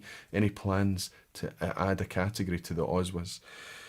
No, there are no. There are so many really good ideas, really good and valid categories that we could add, along with lots of nonsense ones like breaking it down into region and price band and best non-age stated whisky for less than £50. It's just too silly. It's too silly. what we want to do is really make it quite an accolade to be even mentioned in the OSWAs. To even get a nomination needs to be a big deal. And it needs to be accessible, and it needs to be simple and straightforward. The messaging needs to be on point. If we end up derailing it and end up, Ralphie and I are just trying to chop through these things, and we don't really get a chance to celebrate any of these things or comment on them or relax with the people who have won during the ceremony, for example, I think the value drops. I think to complicate is simple, right? To simplify is complicated. So we've really tried hard to keep it valid, to keep it relevant, but keep it simple too. I know that you get that, Ben, and you understand it. Ambassadors, tour experiences, distillery visitors experience. There's lots of really good potential for us to open up in the future, but for right now, we are the same. Pedro's saying Brazilian Post lost my coins. Pedro, can you give me a wee direct message there? I might be able to help you out. That's a big shame, buddy. Jimmy Legacy, do you think it's possible that we're lucky enough to be living in the absolute peak of whiskey? I think that all the time, Jimmy, but I've also thought it for the last 10 years, really. I thought this is just brilliant. And 20 years ago, you could argue that it was better because you could get all the closed distillery stuff and everything was much cheaper and there was lots of casks available. But honestly, the community wasn't as big and robust, and the demand wasn't there, and there was no kind of real desire for all these new distilleries to come along. I believe that it's changed, it's different now, but we are still living in very much a golden period of whiskey. Whether it's the peak or not, buddy, your guess is every bit as good as mine. I think it's a big deal what some ambassadors do to another, as Ben is saying it. I think he's absolutely right. It's less to do with where they work and who they are, and more to do with how much passion that they have. A lot of them are in their dream job, and it really comes across. They really love the product, and they really know how to talk about it in such a way that that passion is contagious. And Whisky Wolf was saying, I'd be very happy to see a Hall of Fame category in the OSWAs. One distillery wins the same category 3 times in a row. It gets that title. This way you can avoid them becoming repetitive over time. We've taken care of that, Whisky Wolf. I think the Hall of Fame is a disaster because suddenly you've got something that's a legacy for posterity sitting in the Hall of Fame, and the quality goes down the toilet. Another owner comes in, changes everything, and suddenly they've got that position. No, what we've got is the Trifecta Award. So if somebody wins a category 3 times in a row, they sit out the next year. And instead, that next year that they sit out, to celebrate their 3 times in a row, they get given a Trifecta Award. But by sitting out, it gives other people the ability to fight for that position. Let's see how it works. But I'm grateful to you for thinking about it. Ross is saying, do you think the Scotch whisky industry is dangerous of saturating itself? Absolutely, absolutely, absolutely is. It's done it several times before in the past, and it's because that everybody's in their own bubble and they're all kind of driving their own business forward, and they're in a spirit of competition, and they're not, only half an eye is on the big picture things. I'm pretty certain that that's what's going on, and everybody's gone out and trying to do their own thing, and a lot of it is run by obviously very, very qualified, very skilled people, but often not whiskey folk, and they're doing it from very much a business perspective. And it's short to medium term thinking rather than kind of medium long term thinking. And when you think about how much to a medium long term product whiskey actually is, I think that that's dangerous. Can't beat David Brodie and Ruby Miller at Brookladdy for passion. Awesome. I agree with you. I get the impression that now, I don't know if I've actually met Ruby, but I'm getting lots of people saying Ruby's fantastic at Brookladdy. David Brodie is, of course, at Bunnahabhain, but I get the impression that I'd never tire of sitting talking to David Brodie, and not just about whiskey, if I'm honest. He's just one of those guys. Anyway, he's sometimes in hanging out with us. If he's out there, it's nice to have your name mentioned, David. It means that you're appreciated and doing a great job. Here's to the Davids and the Rubies out there. Let's move on. I'm going to share with you the one that I have been dwelling on. This is from a producer called Well, actually, their new name, I need to remember the new name. It's Morrison, where is it? Morrison Scotch Whisky Distillers, as they're known these days in Aberargie. And that's recently, they've changed their name. There's a distillery out there as well. We're still waiting on to see what's going to happen there. But this is from, one of the brands they do is Carnmore, but this is their Old Perth blended malt Scotch whisky. This one that I have in my hands just now, I've only taken the top off. I've got another couple down there. I've got a standard one. I've got a wine finished one as well. But these are fantastic, great value blended malt whiskies. And I'm surprised how widespread these are. Old Perth as a brand is getting out there now. Because you see that name, that Old Perth, don't marry that up to the blended word and think that you're in the realms of the old blend days. Perth was once a huge hive of blended Scotch activity. These days, this is a brand and it's owned by Morrison Distillers. This is a cask-strength version, as I mentioned. It's 58.6% ABV and I paid 50 quid for this bottle. It's a wee bit more expensive than that now, but it's stunning. We don't know what single malts go into this. We care not a jot. The flavour is there. It's stunning, flavour-forward whisky. I am surprised that Old Perth is not mentioned more often in the blended malt category. I've only mentioned it a few times. I'm just as guilty as anyone, but I think it needs a wee bit more visibility. That's a cool idea, says Whiskey Wolf. I understand your thoughts on the Hall of Fame. I had a solution for that, but ran out of characters here. But your solution sounds interesting and I hope it works. Thank you, Whiskey Wolf.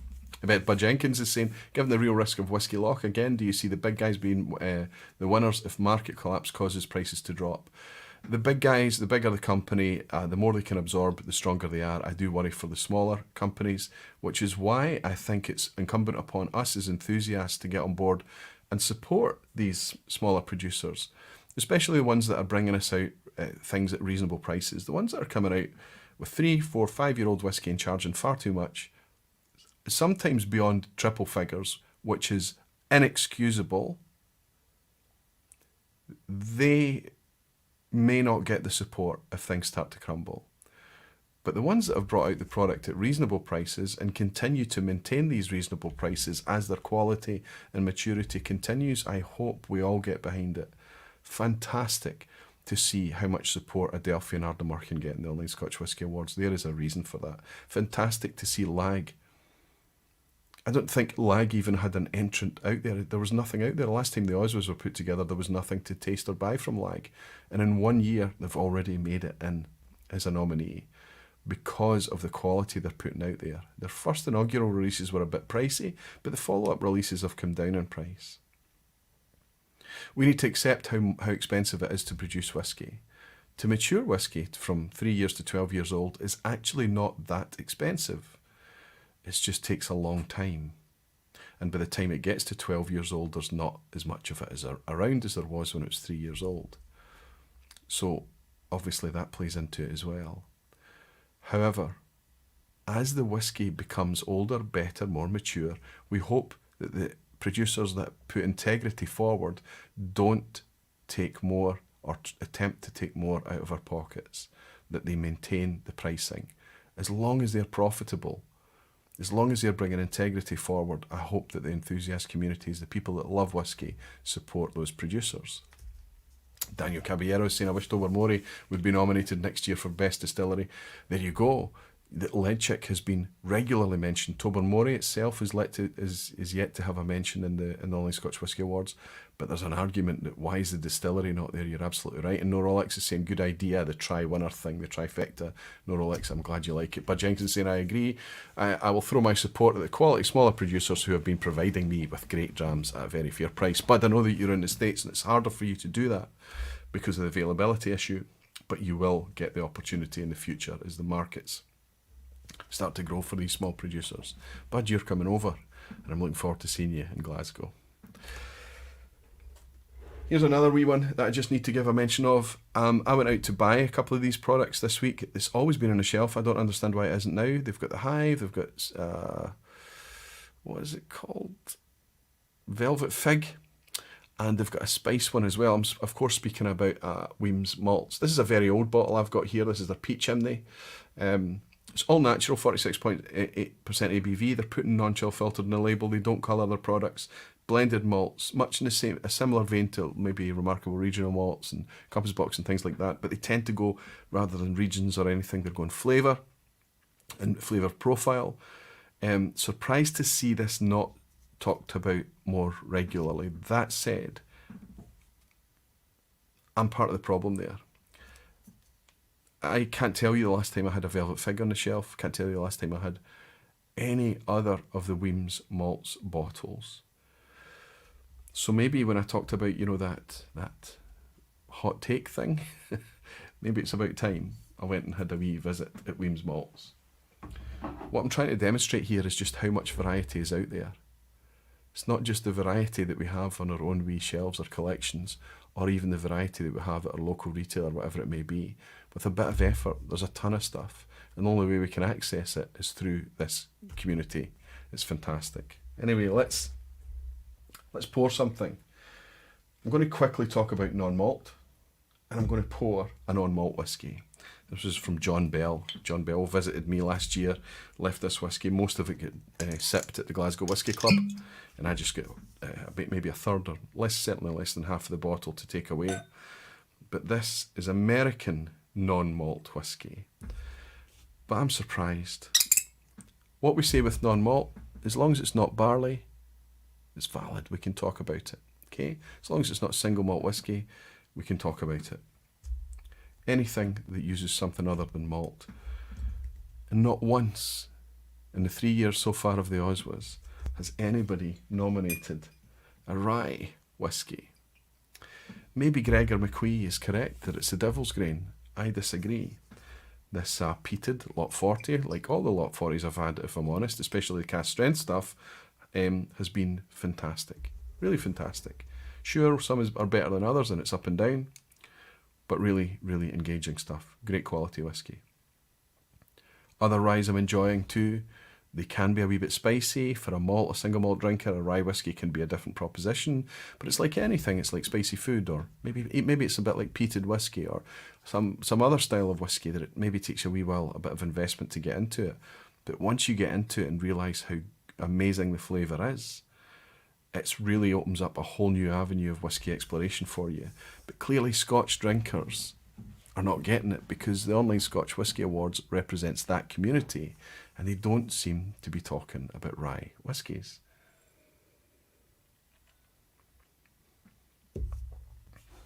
This one's a cracker.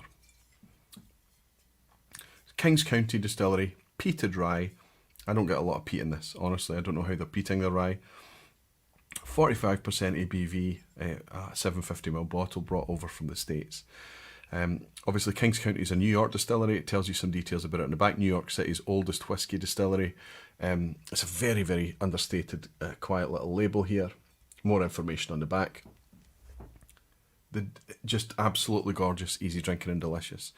The closest I can bring this to in terms of drinkability would be the Rye Law, which was released recently from Distillery, and I've still not bought a bottle of it. I refuse to pay £110, £115 for that whiskey.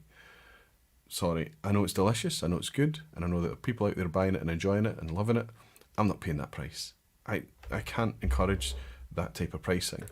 I know that even at that price that they're charging, they can't recoup the costs and the outlay of making that whiskey. I know they can't. They need to be in it for the long game. It's still shit sitting on shelves.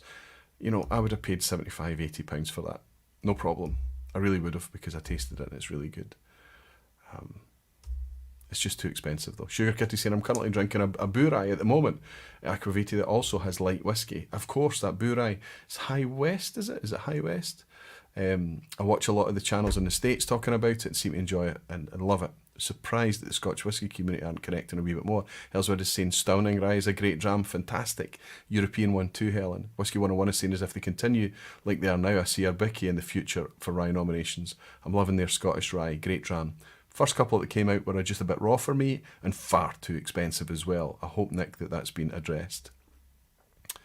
Sorry, Nick, that jumped. Peter Finnecane is in. Good to see you, Peter. If lag and meikle tor, the turbo are blended, will the whisky suffer from turbo lag? Ooh, I like it. I don't have the turbo in the lineup here, but I've got the 3 meikle tors over my shoulder, ready for potentially next week's vPub. I was hoping to get one more to make a wee uncorking of 6, but maybe for an uncorking session, these 5 whiskies over my shoulder could be the thing. So that might be. Because none of these are in the running for the OSWAs, it means it's fair game, and while it's still live next week, that might be the time to bring about all of these are new type vPub. So aye, Peter, I'm looking forward to getting my head round them.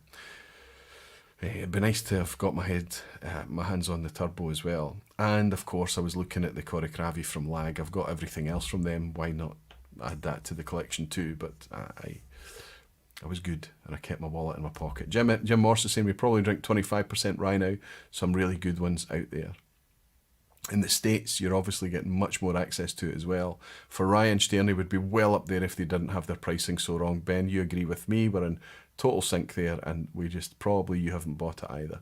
Sugar Kitty's saying not that one. I'm drinking Nasi Family Reserve from Cat's Eye in Iowa. Wow, Sugar Kitty, incredible. I've never even heard of that one. Just so much whiskey out there. Anyway, this Kings County is a beauty. 45% ABV, doesn't suffer from it. Beautiful, gently spiced. I think some people are put off by this slightly kind of floral element that can come into rye whiskey sometimes. But for me, this one is kind of all green.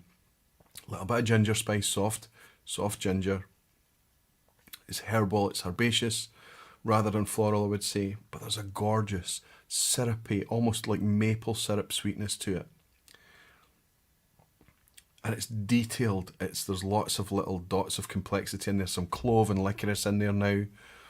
You know, aniseed notes, fennel, that kind of flavour.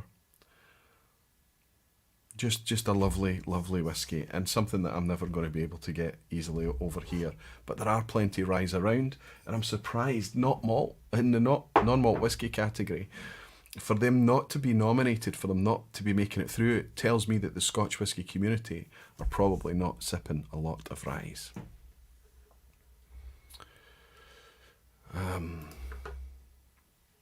High West Rendezvous Rye is a floral spice bomb. There we go. And that's from Rob Halford. And the whiskey friend Alan is saying, Aquavita, you need to pick up the new Icons of Campbelltown, the Mermaid. It's lovely stuff, fella.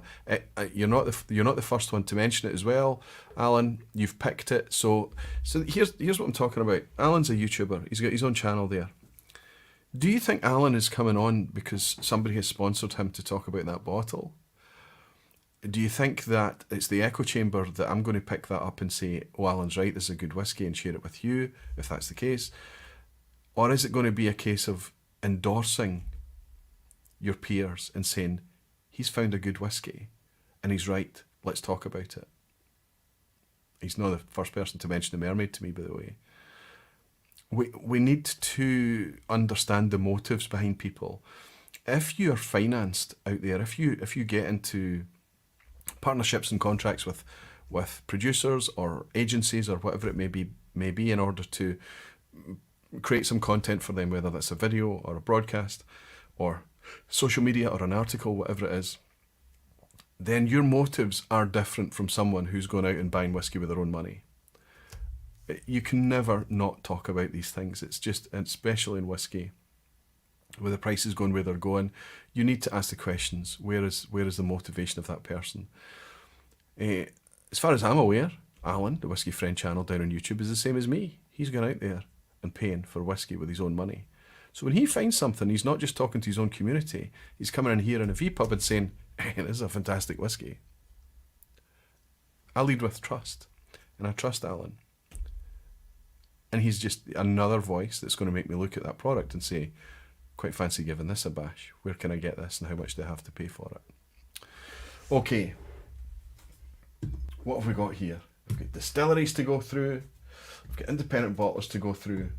I might skip independent bottlers and just give one a mention. I've got a couple here.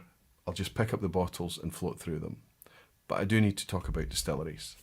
How are we doing for time? 1 hour 24. When you move away from bottles, individual bottle expressions, and you start to talk about distilleries, you have a much smaller pool to choose from. But there is still so much choice.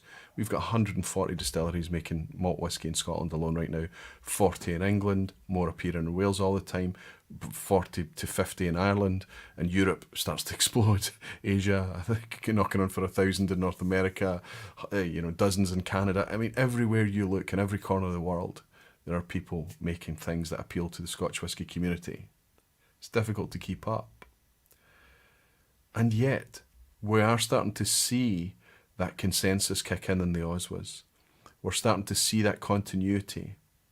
We're starting to see that consistency. But we're also starting to see new names being mentioned. And that is super encouraging. However, I think with the diversity that we have there in terms of distilleries, I think I would like to see it a little bit more variety start weaving into the mix in the future. I don't mind the consistency and continuity there, because you can't just have a distillery being fantastic one year and the next year it's not even mentioned. That can't happen all the time. There has to be kind of some consistency there for the OSWAs to be legitimate. That said, here's a couple of distilleries that I'm shocked is not mentioned.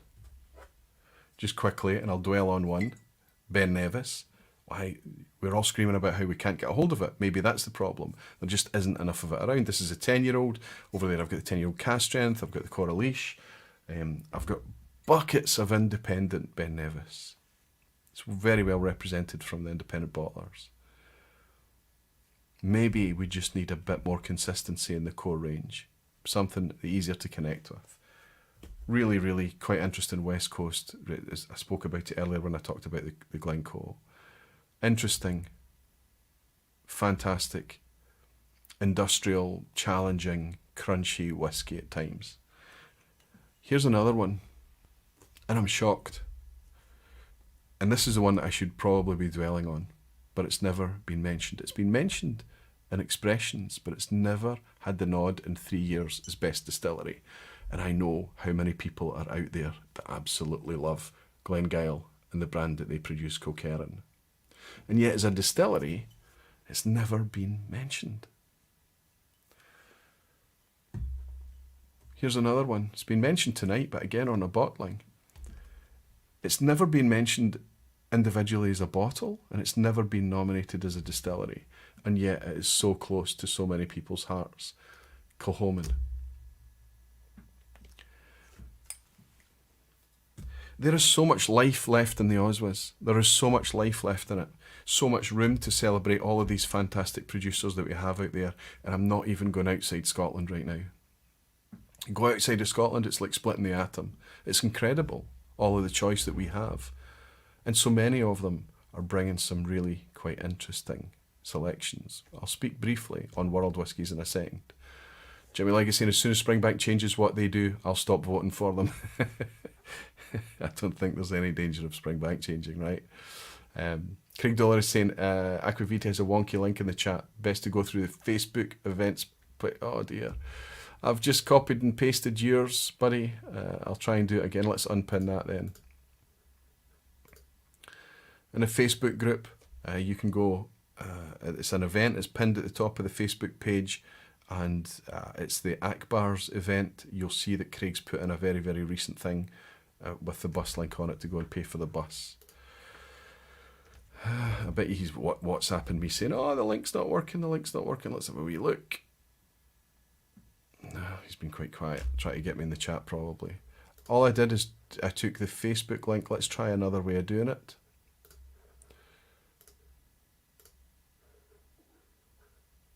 Oh, that link's far too long. That won't work. Okay, I'm going to try the link here if you want to pay for your bus. This is how to do it. Let's see if we can do it. It will go. Bus to Glasgow Whisky Festival to Akbar's. And you need to pay to get on the bus. Let's do that. Now tell me if that works. Now that works at my side. It's a Facebook link that wasn't working, buddy. Hopefully it's working now.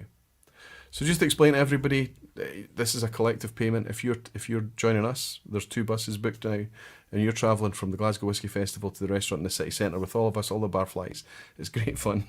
On the bus, you need to pay £7. You need to pay. That's going to get you there. Hopefully it'll work out this year as well as it did last year. Cheers, and apologies for the broken link, but that's Facebook for you in the link shortening. So there we go, distilleries that I'm really quite shocked, and I could really sit here for the next 10 minutes and pick other distilleries from the shelves. And I wouldn't even need to touch the big producers of Pernod Ricard or Diageo, because we know where they're going.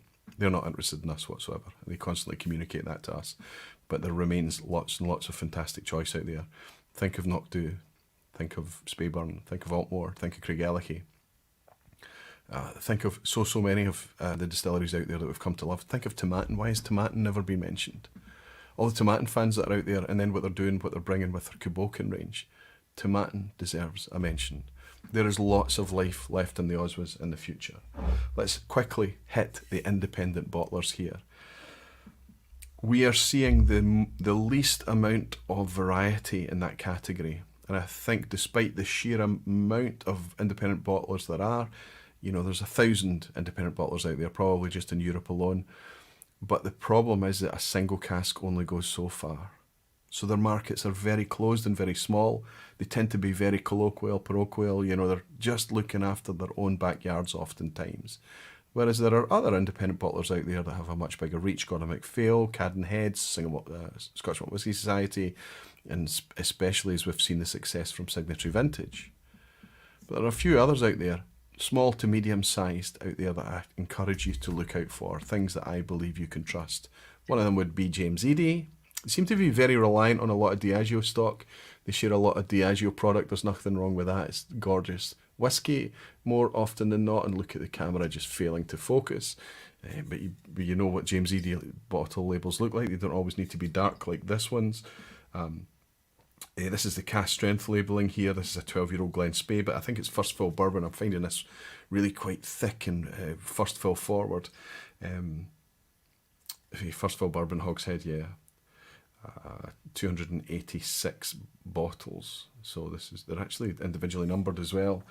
Fantastic value, great value whiskey, and in my experience all the James Edies has been rock solid. And here's something over the years that I have always found to be a rock solid, easy, enjoyable blend. Independent bottler. And this is Carnmore. Apologies for this really old label. I think I picked this tonight because I love the whiskey and I wanted to pour it. This is an 18-year-old Ben Rennes from them. I've had it for years. I think I bought about 3 or 4 of these bottles when it was available. I loved it so much. Oh, I think the cork's going to go on me in this one. Might be able just to nurse it out. Come on. Just felt it breaking. Needs a replacement cork, this one. But it has been on the shelf for a long time. Let's see if we can detect any quietening, rounding, flattening, any problems happening with it. This used to be quite a vibrant dram. From a bourbon barrel. Quite an active bourbon barrel, if my memory serves me right. Oh, no, it's still gorgeous. It's still fizzy and active and gorgeous. This has changed. The label is on Carnmore. It's much, much nicer now. It's much better presented than these. I like the look of these old bottles, honestly speaking.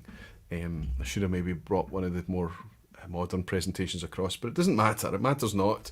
Carnmore is something, along with James Edie, that I think you can just, along with all the nominations that we've had in the Online Scotch Whisky Awards for all the independent bottlers, there's none of them that I would be against. And then there's just a plethora of other smaller brands and names out there as well that hopefully we can get a point to celebrate them, even as a nomination at some point in the future. Anyway, cheers everyone.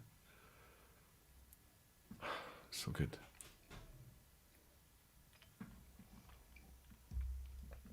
Back in the day when I bought this, when I was buying this, bottled 2015, I remember it well. I think these were only about £45 or something for 18-year-old whiskey. But it just reinforced my love of what a bourbon cask could do. There's lovely, lovely fruit and fizz on this. It's been open a long, long time. This is my last bottle of it. I've been very careful with it. But it's still, despite that, a lot of air in that bottle, right? A lot of kind of headspace there. Guarantee this is not going to be as fresh as it was first opened, no doubt. But this is vibrant and alive. I keep my whiskey in a cool room. It's never hot in here. If it's sunny, the windows get pulled, the curtains get pulled across, and no direct sunlight, that kind of thing. And I've never had much detriment happen to my whiskies in terms of leaving them as long as they're in sealed bottles. Peter Lee saying, I think I have the same bottle of Carnmore been around as 18-year-old. I love the old bottling, distilled 96, one of 423. You're absolutely spot on, Peter. You do have the exact same bottle. Get it opened and you'll see what I'm talking about with that fizz, that sparkle. Rattray sells superb ex-bourbon stuff that's so interesting, says Welsh Toro. And Erwin Laranaga saying, sipping a James Edie 11 Chininic, 54.2%, wonderful dram. Fantastic. Good to see you, Erwin. Good to see you. And still Peter Lee. And good to see you, my friend Welsh Toro. Bienvenido, Welsh. How are you? Okay, so we've managed to get through that middle section quite quickly, I hope. We're going to move on to the crunchy stuff now. Going to move on to new distilleries, move on to world whiskey, and I'm going to finish with a flourish at the end. Best Scotch whiskey. You'll get either annoyed at me or surprised at me, one of the two, for the finish at the end. Justin Wan has bought me a dram. Justin, so good to see you, buddy. Sent you a wee email. Don't know if it's getting through on a completely different topic, but he's saying good morning, Roy, and Barflies. Haven't been around recently. Here's a dram for you guys. Thank you so much, Justin. It's very generous of you.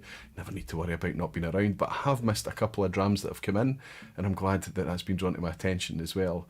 Rick Johnson celebrating my 2 Ardmurkin bottles arriving safely in San Francisco today, Roy. Rick, I'm so grateful that you got them. I can't wait to hear what you think of them. I am so relieved at the outpouring of shock and awe that people are having with those bottles, the kind of how compelling they're finding it. Loved having a chat with you and Douglas at the Glasgow Whisky Club on Monday night. He was waxing lyrical about it. He'd opened it up alongside another 4 single cask Ardmurkins in a comparison tasting. And I just loved, you could see the enthusiasm just kind of pouring out of him, and it was such a relief to get that. I know what I like about it. It's not always going to land with everyone that they like it the same way, so to hear so many people loving them means a lot. Thank you, Rick, and thank you for the dram, my friend. The ever generous Whiskey with Molly Ben has gifted 5 Aquavitae Barfly memberships. Thank you so much, Ben. And he's celebrating being a member for 22 months. What a star. Danny Keenan is in as well. Danny's saying, hope that this helps towards extending your lag collection. Danny, you're a very generous star. Thank you so much. I hope you're enjoying lag too. Thank you so much, Danny. And Barry Cullen has bought me a dram as well this evening, Roy.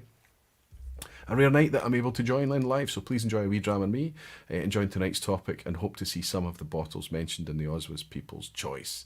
Yes, and I have to be careful. Barry, thank you for your dram. Justin, thank you for your dram. And Danny, Barry and Danny too, thank you all. But I have to be careful that it's maybe not affecting what's nominated, but the People's Choice is there as well. However, when you see the numbers of the people that are voting in the People's Choice, even if the number one place only gets 100, 120 votes or something like that, when you see the sheer number of votes that spread all across those whiskies, you realise that everybody is using this as an opportunity to share their own voice, exactly as it's designed to be. It's fantastic to see. It's a pain to clean up. No 2 people spell Bunnahabhain the same way. You can imagine that free text field of what it's like, but we crunch it, we go through it, we clean it up as best we can, and we produce the numbers and share it with you as a top 10. I look forward to that every year too. Sam Zaid has bought me a dram too. No comment or anything, but he's a barfly. Sam, thank you very much for your dram. Cheers. Okay, let's jump around the world quickly. I'm only going to give you 3. And that's probably the hardest thing to pick. It's a wee bit easier for me because I have a selection of world whiskies that is, of course, constricted, it's limited. I spent most of my money on Scotch. And the reason that my world whisky collection is bolstered, and there's really quite interesting things in that collection, is because of the generosity of gifts, but not gifts from the industry, not people looking for publicity or sponsorship or partnership or anything. It's from gifts from the community. If you're coming into Scotland, you're often bringing something from your local domestic product. And it's fabulous, and I'm grateful. For example, Westland that I got from my pal, I'm going to say Justin, but it's Jay Chung brought this across, and Gregor McQuee brought this across as well. This is Westland's Gariana. This is using local Gariana oak. It's presented at 50% ABV, but this is single malt whisky. We're not talking about bourbons here.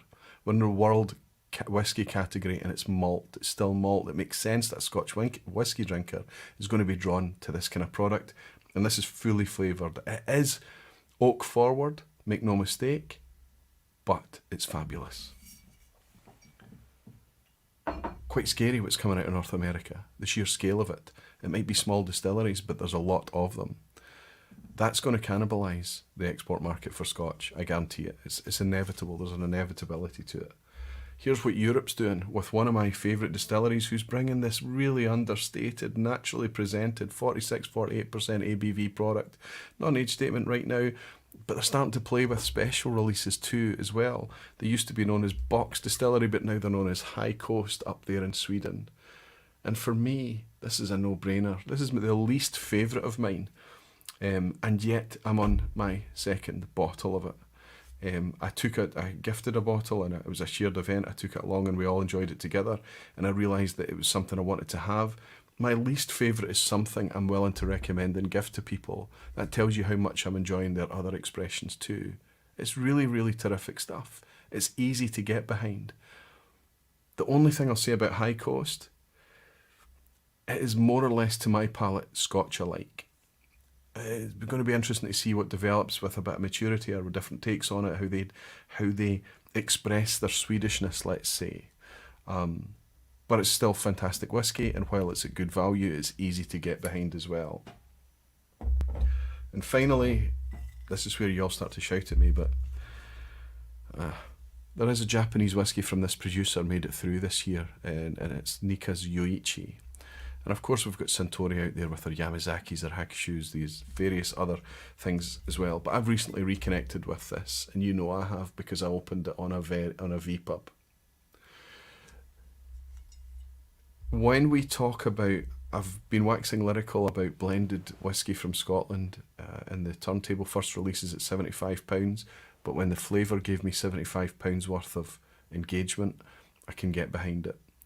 When we talk about Japanese whiskey, it's easy just to write it all off as something that's passé. It's had its spike, it became too expensive, and we all disengaged. It's not fair, because it's coming back. This, I paid £76 for this, £75, I can't remember, somewhere in that order, for this bottle of Miyagikyo, and at 45% and zero transparency whatsoever. I can understand anybody's cynicism towards it, until you taste it.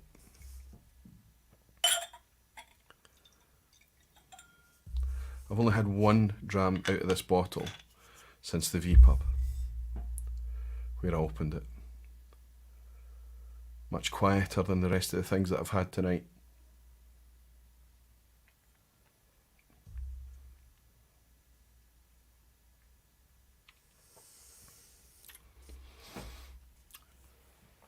So well put together, you would think you were tasting potentially a blend. And I mean that in a very positive way.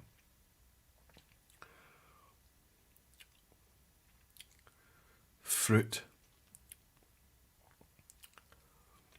Can you imagine what this would be like at 48-50% ABV, where the texture was allowed to just be full, but the texture is still very, very good. It's light. It hangs around for a while. It's got lots of detail. It's sitting with you. It's the type of whiskey that's going to flash and flicker. You're going to need to sit with it. £76, I know it's a lot of money. I know what I'm suggesting. My point is, the world whiskey is, I get a wee bit frustrated if we just see world whiskey and as Scotch drinkers we think, oh well, they're talking about bourbon now. I think there is so much variety out there. There is so much opportunity, and sometimes it's not always the new, the latest, the sexy, Sometimes it's stuff that we've known about for a long time, and we've made some kind of decision to disconnect with it. It's incumbent upon all of us to kind of keep our eyes open to be able to adapt all of these things. But it's certainly incumbent upon me to occasionally step out and explore and buy these things and tell you, yeah, it's still too expensive. And it's still too expensive. But I also have to follow that up and say, however, in this case, in the case of that Yoichi that's been nominated and this Miyagikyo, the quality is absolutely there. Thomas F. is saying, the competition in world whisky is only going to get more fierce. England, Ireland, Sweden, Australia, New Zealand, USA, Japan, etc., etc., all of them are producing interesting drams, which is great for us. That's right. What has been interesting is when people talked about the explosion in, you remember, I think it was last week with David Sturck, we touched upon it, although my memory may be deceiving me, there's been a lot of discussions recently. The explosion in Tasmanian whiskies seeding the local domestic market, but being very expensive and difficult to get hold of because it's such small batch, meant that it triggered a huge explosion in Scotch whisky. So that's quite an interesting dynamic. All of these distilleries, all of these world whiskies that are appearing everywhere, there might be room for a bit of yin and yang and to and fro. And they may seed more communities, more people that are interested in slowing down with alcohol, taking their time and tasting instead of drinking. And that's happening everywhere. So it's going to be interesting to see, as you quite rightly put out, my friend. It was Thomas F. Ian, Whisky and that, good to see you in. Ian, how are you keeping? He's saying OSWA votes done. Finalised? Probably not. Here's a dram for the taxi reasons, Roy. Catch you for a dram soon. Great to catch a vPub live again. Good to have you in, Ian. I think we were able to share a taxi recently, but you're very, very welcome anytime, Ian. Nice to see you in, fella, and I hope things are going well for you. Ian used to be a familiar face behind the bar at the Bon Accord, but he's been and done with his studies now, and he's now a distiller. He's currently working out there at Glasgow Distillery, and it's nice to see him in the Barfly group. It's time to change this thing now, because I need everybody to go and consider voting. So I'm going to grab the vote for the OSWAs here.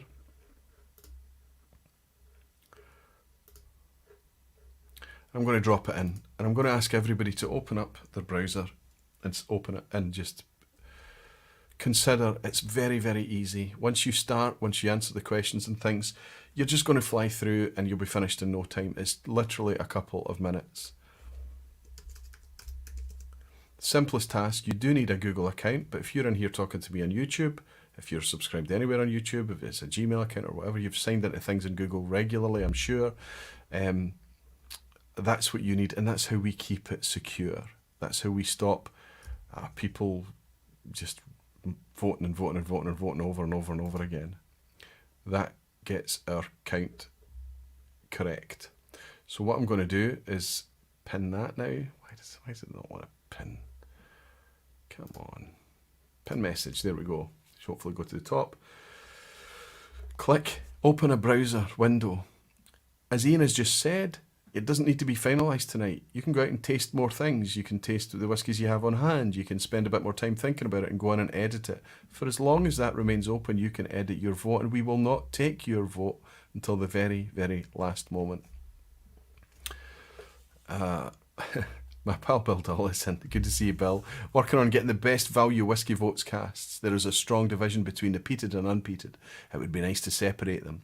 P.S. Something towards your next bottle of Springbank. Thank you very much for the generous dram, Bill, as always, buddy. I would be very, very reluctant to make any category defined based on flavour.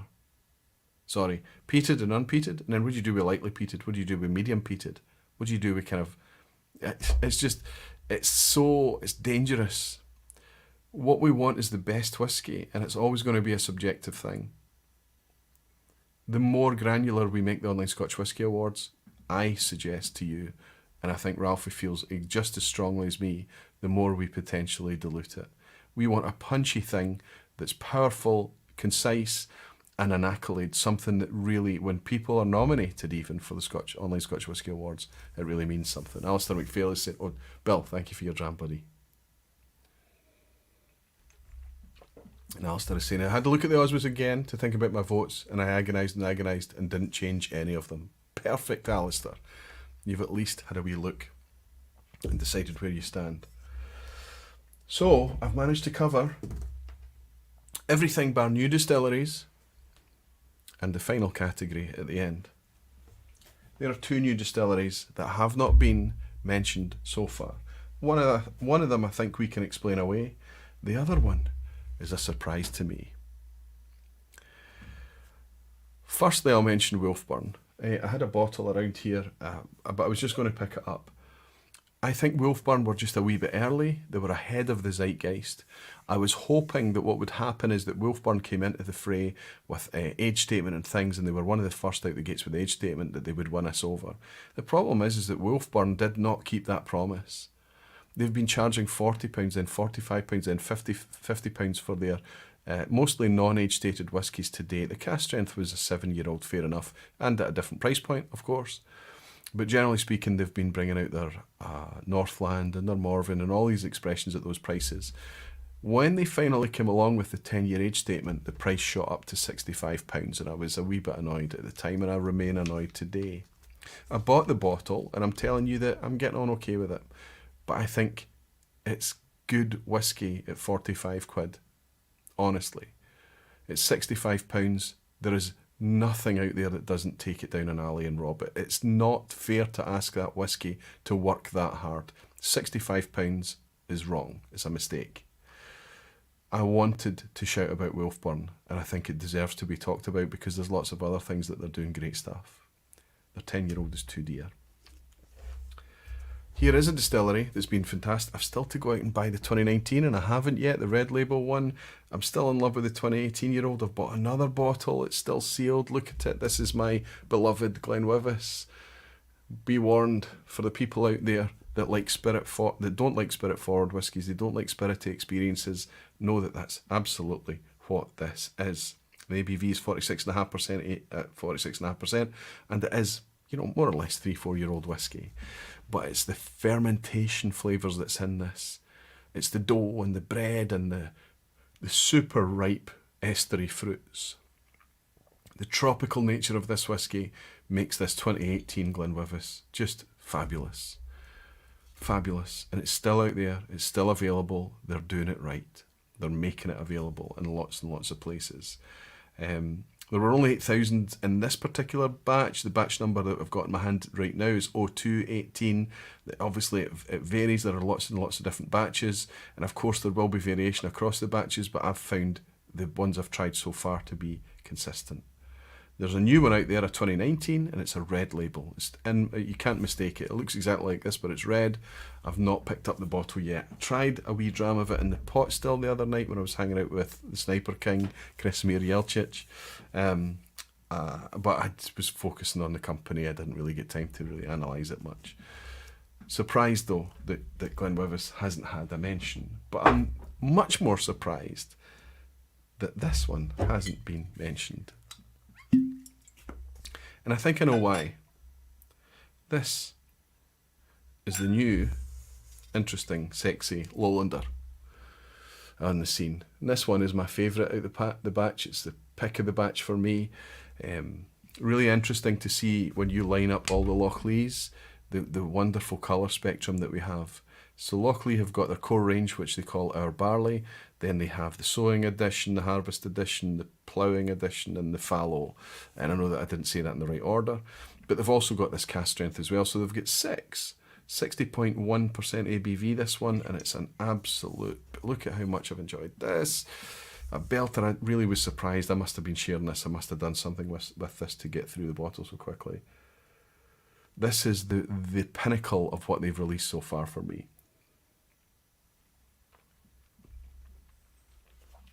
Cloves and spice, a big hit of malt, grist and husk and everything in there. If you're standing in a malt barn, you've got that, but you've also got kind of rich honey and just loaded and loaded and loaded with spice. And all of this is saturating your senses because of the high ABV, it's cask strength. And we know how much of a flavour delivery mechanism cask strength whiskey is, but this is the Lochley that you want. If you can get the cask strength, grab it. If you want to know what Lochlea's about, grab this. Do you know what's crazy? And it's the same in Coholm, it's the same in Daftmill. See these farm distilleries? They somehow, the whiskey has some way of communicating a farmy note to you, and it's weird. It's difficult for me to say that. It sounds odd, but it's here. Cask strength is maybe not the most obvious one. There's another couple down there that's a wee bit more like that. I think the reason that people are not connecting with Lochlea quite as much, because of the core range and cask strength, and then these 4 seasonal releases that come out every year, that's quite a fire hose of whiskey that's difficult to keep up with.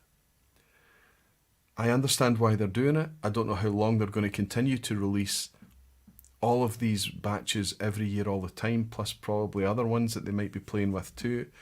It just, when there's so much choice out there, it does seem a little bit overwhelming, even with a geek like me. Now, what it means we need to do, rather than collect every one that comes out all the time, it's impossible, is we just kind of pick, 2 or 3 years since I've bought the fallow, I'll try the fallow this year. 2 or 3 years since I've brought the ploughing or the sowing or whatever it may be. I would suggest if you're going to start with Lochlea, if you can get the cask strength, it's a no-brainer. It wasn't that expensive. It was a similar price to the Ardnamurchan cask strength. They knocked out the park as well. £65, £60 of that order, I think. And it's the best value in the range.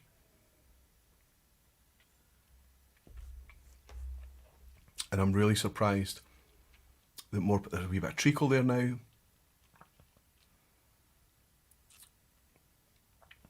The casks are active here. A lot of active casks. So the casks, they come first, and it's only when you let it sit on the palate for a little bit that the kind of spiritiness side of Lochlea comes through. The barley, the malt thing is clear, it's there. The youthfulness still makes itself apparent, but you need that. What we've got here is, I think, the most fully flavoured, the most impactful, the most interesting take on Lochlea, which I predict is a whiskey that is not going to show us its true colours until it's quite a bit more mature. It's fantastic that we're getting all of these really different takes on Lochlea just now. One of them is nothing like the other through all of the ranges, all of the releases I've just spoken to you about. But 6, potentially 6 a year, it's quite tough. Darth Kermit, I know who you are, my friend. It was very, very nice to meet you in the Bonaccord with your wife Wendy the other night. Thanks for the long row, Robin and Wendy. Of course, you've mentioned your name. I thought I wasn't going to out you, Robin, but you've done it yourself, my friend. It's very, very nice for you to have come and said hello, and me to finally put a face to a name. Thank you for the dram, buddy, and you're very welcome. Cheers to you. All right. Sam Zaid is saying, do you ever think oversaturation, more new distilleries, more new expressions will lead to fatigue and people will default to the usual suspects such as Diageo and Ardbeg, etc.? Sam, yes, it will lead to fatigue. They will not default to Diageo because Diageo, Ardbeg, Pernod Ricard, the big producers out there, the Beam Suntories, with the exceptions of the ones I mentioned tonight, the Grants, quite honestly speaking, unfortunately, all of these kind of, the big 4, the big 5, the big 6, however you want to term them, because they're not bringing any of the offering that these kind of, lots of these new expressions are. They're not bringing natural whiskey with transparent information. They're not doing that. They refuse to do it, so they want to stick where they are. The ones that are doing it, we need to celebrate. We need to celebrate when Dewar's do things well. We need to celebrate when these producers do step up and give us fantastic presentation. Like the Glengarry, maybe it turns out it is coloured, but it's 48% non-chill filtered, and they put that in the label. So these are the things that we need to celebrate in Online Scotch Whisky Awards. We need to use this as a way, not just to guide new people coming into whisky, experienced people in whisky, people looking for the next best bang for buck, the next exciting thing. We need to also use it as a wee bit of a mirror to the industry and say, if you're interested in what the enthusiasts are really getting excited about, you know, it might be some kind of predictor for the future. It might help you. It might be part of your feedback loop. If you care, these are the whiskies that are exciting us. I don't think that we will ever be in a position where we disengage with a producer like Ardnamurchan as an example, or Springbank or somebody like that, and suddenly get fatigued because of the offering that they're, or because we've got too many bottles on the shelf or something, and suddenly go back to picking up, I don't know, a Glen Elgin at 43%, Dalwhinnie at 43%, AN other, a Aberlour at 40%. It's just, that's where the fatigue will kick in. That's where we'll get fed up. That's where we'll get bored. That's where we'll just decide that we don't love whiskey as much as we thought. The irony about whiskey, the higher the ABV is, the more you slow down. 60.1% Lochley cast strength I've poured. Every single sip you take is asking you to shut down every non-critical sensory receptor and focus on what's happening on your palate at that moment in time. You can't think, you can't see the TV, you can't listen to conversation. The whiskey is saying, listen to me.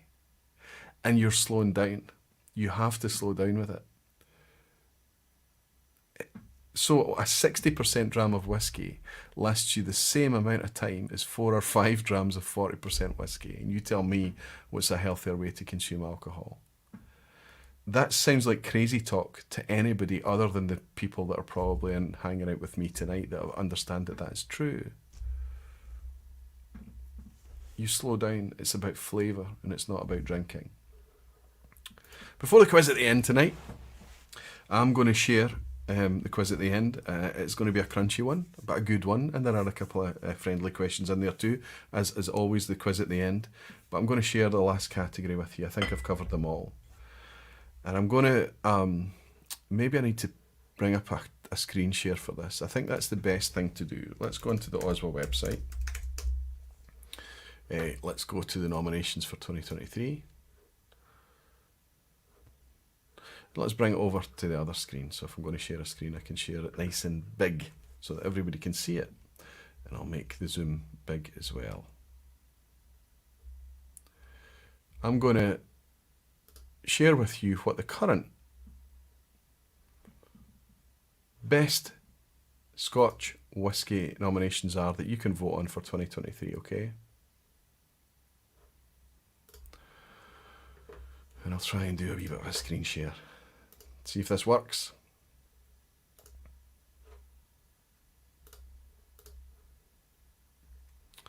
Hopefully you can see this.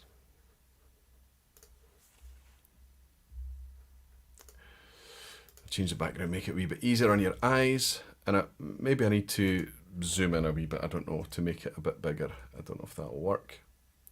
Here we are. These are the entries for the best Scotch whisky in 2023. We've got, from Speyside, we've got a Benromic cast strength at 50% ABV in the order of £60, maybe £62 of that price point. Bunnahabhain's 12-year-old cast strength. So it came out in 2021, 2022 was an absolute belter, 2023 is out.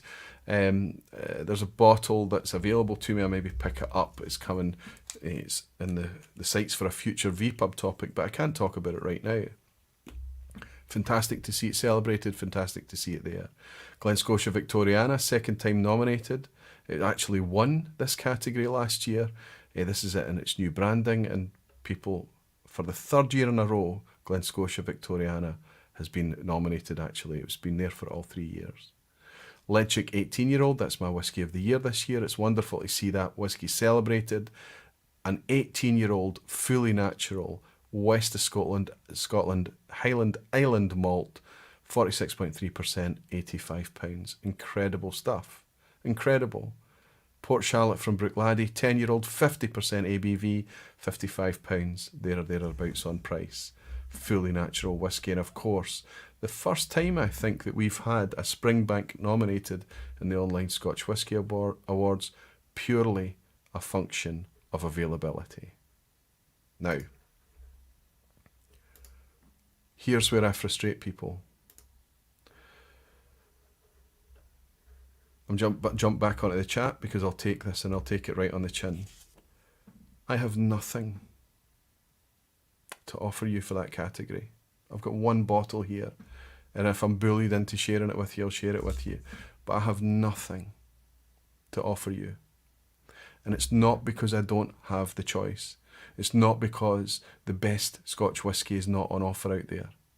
It's because any of these that I hold in my hand and consider removing one of those nominations in order for it to be eligible for missing, can I remove something from that top 6 that's been nominated and put something better and really stand alongside it and say, yeah, it was better?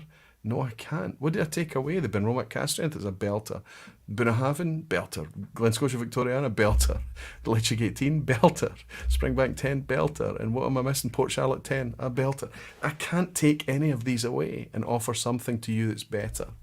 I can't claim that there is stuff clearly missing from that category. Because you know what? And that's true for every criticism we have for every layer and every aspect of the OSWAs. I can offer no better alternative. So for everything that's wrong with the OSWAs, people can claim there isn't enough variety, there isn't enough selection, there's too much repetition, there's not enough there. They always different people argue for different things, but it's very, very rare for people to be able to offer an alternative. And that's what I've themed the whole vPub on tonight, is offering alternatives.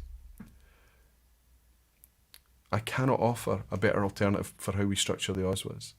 And I cannot, in all good consciousness, offer an alternative to any of the top 6 in that last category.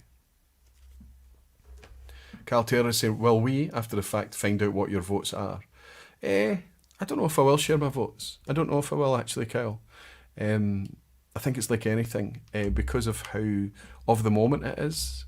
And yeah, I might keep it to myself. I might share it with you. Let's see. Well, Minion Chuck is saying, what about Kilkerran 16? Absolutely. That was up there last year. There was a nomination last year. So if I put Kilkerran 16 in, nice to see you, Chuck. If I put a Kilkerran 16 in there, what would I take out? What do I sacrifice in order to put a Kilkerran 16? Well, Jerk is saying you could do honourable mentions. It'd probably be the 10 hours long though. This is my point. Perfect. It's exactly my point. The best whisky is a Kilkerran 8-year-old cask strength, 8-year-old bourbon. It can replace any of those. Jimmy, you would not get an argument with me. And I could grab half a dozen of my very close whisky drinking friends that would agree with you. But we would all have to agree that we are just us. And when we're trying to celebrate the best in whisky, it's not us. And like I say, there is nothing that I could take down and I would be doing it just for my own self-indulgence. That's the luxury that we all have as individual voters. But me standing up here speaking to you all as a commentator, I'm going to be very careful. Sam Zaid is saying Balblair, Edradour, fantastic. Black Fen is saying Malt Minion, I raise you. Balakin 18, but Roy makes a very valid point about which nomination would be removed to give something else its space. It's exactly what I'm talking about, Conrad. I'm glad you see my point. Peter is saying well my point that was so good, Aquavite. Sorry, well made point, I don't know. Ardamurch and Green Welly stop single cask. No, Rolex is saying I'd swap Speyburn 15 for a Port Charlotte, but I seem to be the only person who doesn't rate Port Charlotte. There's lots of people out there that absolutely love Port Charlotte, and I think that you might be sipping Port Charlotte and judging it based on previous batches like I once was. The Port Charlotte that I've got on the go right now is a cracker, a belter. Self-indulgence is what I'm all about, says Jimmy Legg. Wonderful stuff.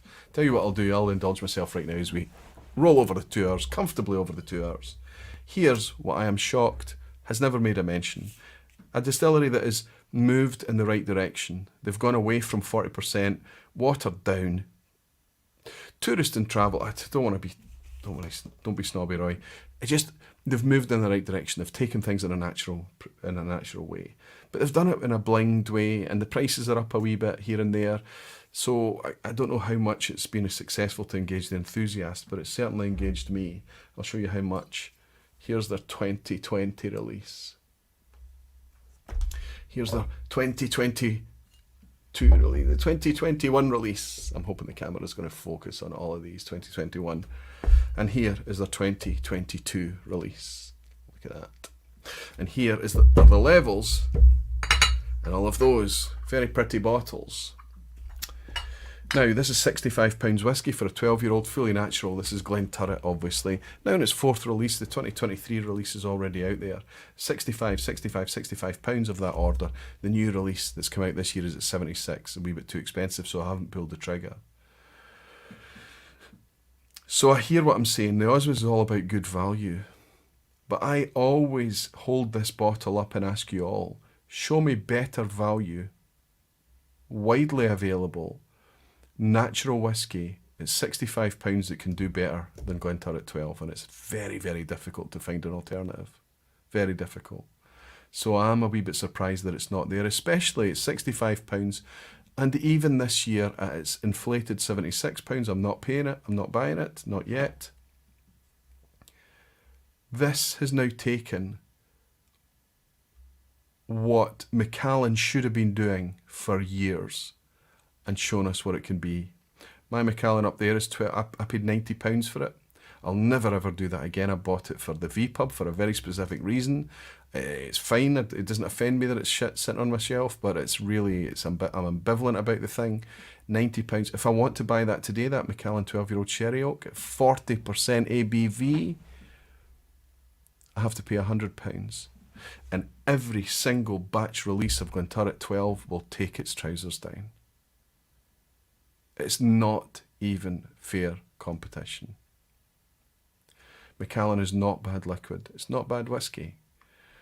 But there is no Macallan that I'm aware of that exists on the planet right now that can even come close to justifying its price tag.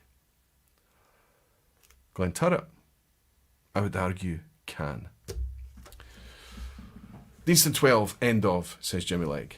Yeah, Deanston 12 has had its moment in the limelight. It's been nominated, Jimmy. Daniel Cabaret, so I do love Glenturret 12 and the 15. Pedro is saying, oh my God, I've been enjoying the new Glenturret so much. Aquavitae 12-year-old is great, but the 15-year-old is such an indulgence. The 15-year-old has just crept up in price, right, and knocked through the £100 a year or two ago, and it's all, and aye. You and that silly sherry Glenturret, says Jimmy Legg. I hear you, Jimmy. If it's not your thing, you know to avoid it. You know the profile, you know to stay away. But if it is your thing, and you do love it, you will enjoy it. Welsh Tory saying every Brook Laddie in Port Charlotte is 50-60 quid, at 50 to 60 quid in my opinion. So there in Welsh it sounds like we've got a bit of a Brook Laddie fan. Fantastic. And I've already mentioned tonight, Welsh, it's getting better. Pay a tiny bit more to buy a Boona. No.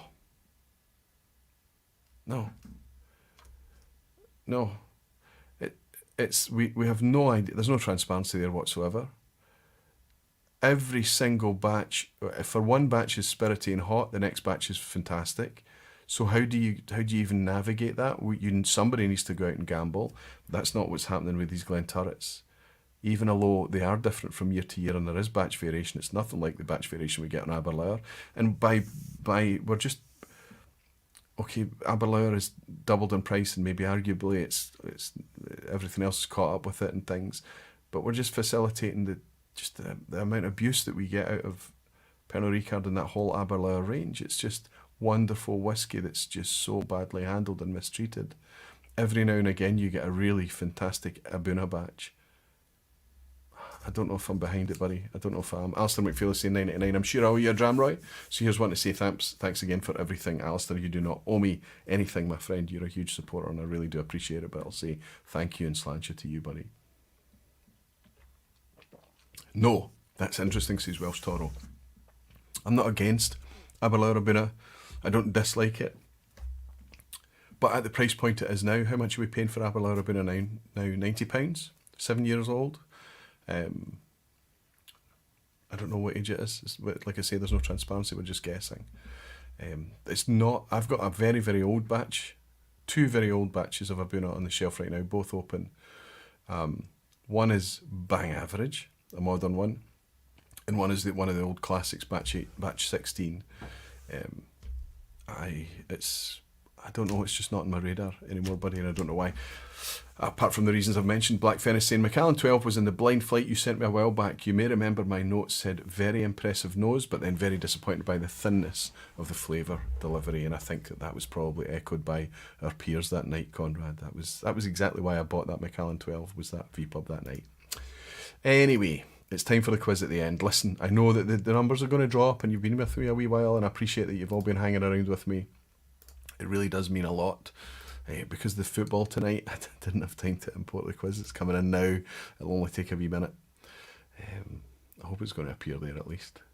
It's the 12th of October, isn't it? The quiz last few weeks has been a wee bit brutal, and I'm realising that what's happening is that when we used to have a few people fluttering through to the end with their 10 out of 10, it's not really happening now.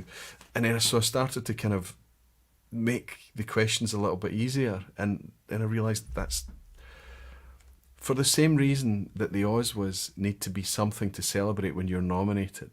The quiz at the end, when you get a 10 out of 10 on the quiz at the end, it's a big deal. It took nail-biting, just barrier after barrier after barrier for every question for you to get there. Some questions are obvious and easy for you. Some question relied on your powers of deduction in order to get past them. Some of them, you're maybe leaned on the crowd a little bit, whatever it is, but it remains something that's an accolade, something that's actually you can feel good about.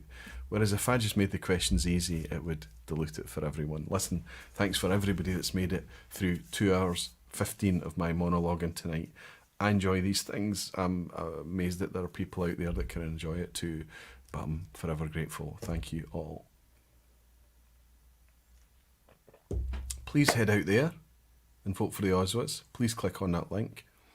Put your vote in. Only vote if you can make a meaningful contribution. If you would purchase, repurchase, or recommend to a friend, consider it for a vote. And if it's not, put your wild card in there for the people's choice and leave your feedback. The more people that we get interacting, the more valid and meaningful the whole thing is. We don't chase numbers. We would rather have good quality interaction. So we are not going to be going around canvassing every subreddit, every bourbon group, every Facebook group, everything. If it's Scotch whisky community focused, then by all means share it in there and ask them to consider participating in it. But keep it relevant. Quality is always better than quantity. Please stay for the quiz at the end and see if we can have a wee bit of fun tonight with a bit of multiple choice. Jim Morse is saying Abuna is $99 here. First Sherry Love will always be on the shelf. At $99, you're talking £65. That's a much more reasonable argument. I think it's much more reasonable. Aberlours suck, I agree, but Abuna, when we buy it on sale, is such an old shit style sherry. I agree, Welsh. I far prefer that to modern sherry. Yeah, I hear you, and you're absolutely right. I take it that you've had no disappointing experiences with Aberlour Abuna then, batch by batch. You know what, Welsh? Next opportunity, next time I'm in a pot still, on a cord or whatever, I see an Abuna behind the bar, I'll check what batch it is, but I'll buy a dram regardless and feed back to you. See what we think. It's always bi-directional, buddy, isn't it? That's £85, Kyle. You might be right, actually, in today's exchange rates. 85 quid, which is probably similar to what it is. But in the States, there's not a lot of great quality stuff you can get for, that kind of $99 and below. I get the impression that a lot of stuff in the States, a lot of the feedback I get, especially if there's an age statement attached, the prices get bumped up quite quickly. Bud Jenkins is saying, I believe some nominees are hurt because people outside the UK can't get it to try them, e.g. Thompson Brothers. There is no doubt. There is no doubt about that.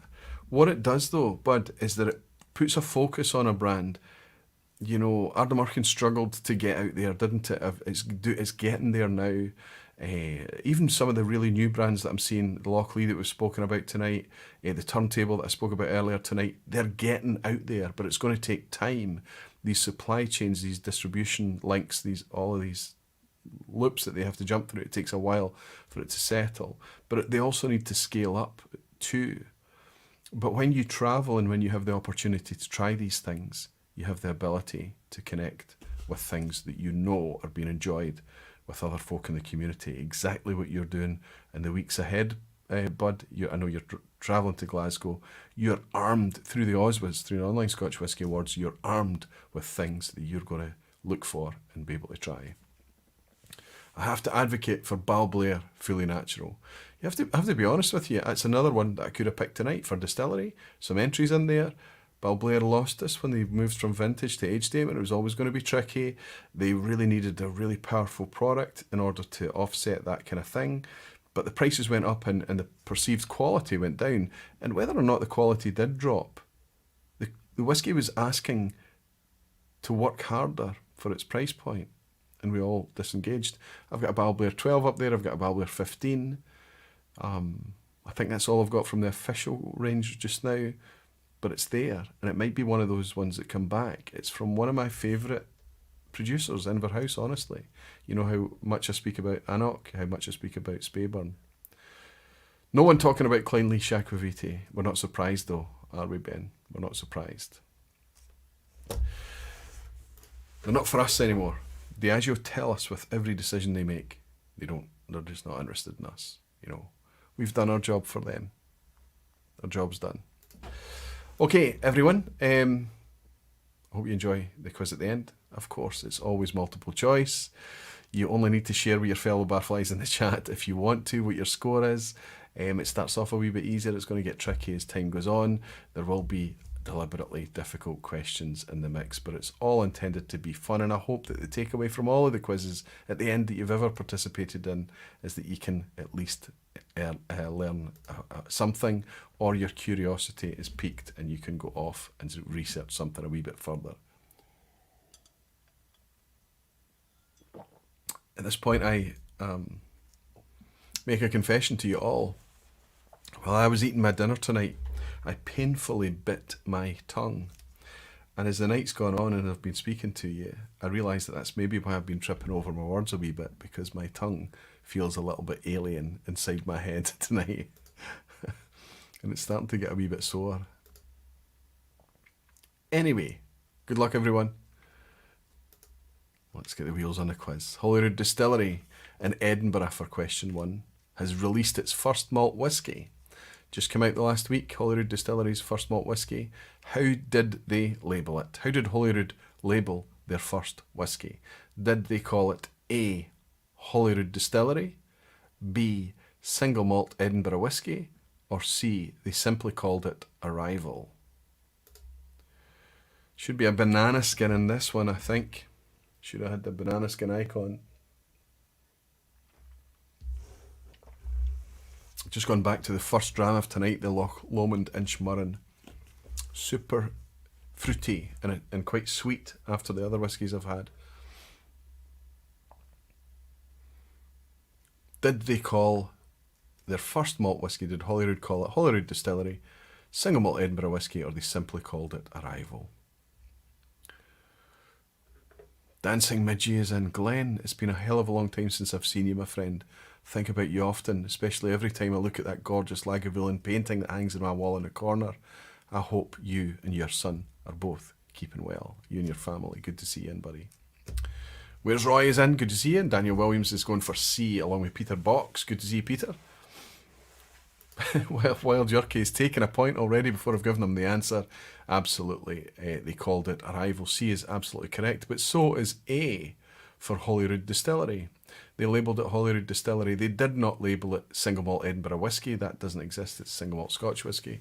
But A and C are both correct. Spot on. Well done, everyone. Andrew saying, can't say I'm keen on a bottle or label, but it's the liquid that matters most. Well, let's have a wee look at it. We're going to look at this. We're going to look at it a wee bit closer in an upcoming vPub. But what's shocking to me is I was certain this was a 50cl bottle. It looks like a kind of like a big beer bottle, and it's very small. And I suspect the glass is lightweight glass as well, because it feels lighter than a standard 70cl. I mean, when you hold them together, it probably looks it, but in the hand, it just feels like, you know, like a big beer bottle or something. But this is the new Holyrood whiskey, the Arrival. 46.1% ABV. The Michael Tors are 48. And I think, unless anything changes, these might be the topic of next week's vPub before I take a wee holiday for the October break. Anyway, let's move on to question 2. Last week's excellent guest. I loved last week's vPub. I loved Francis's vPub as well the week before from Daft Mill. Loved the 2 guest slots that we had. But last week's excellent guest was David Sturck. Which of these previous careers did he mention? You're going to know this if you've either bought his book or you tuned in last week, or if you just know some general information about who David Sturck is. But what was his previous career that he mentioned? Was it A, the fire service, B, Whisky magazine, or C, cattle farming?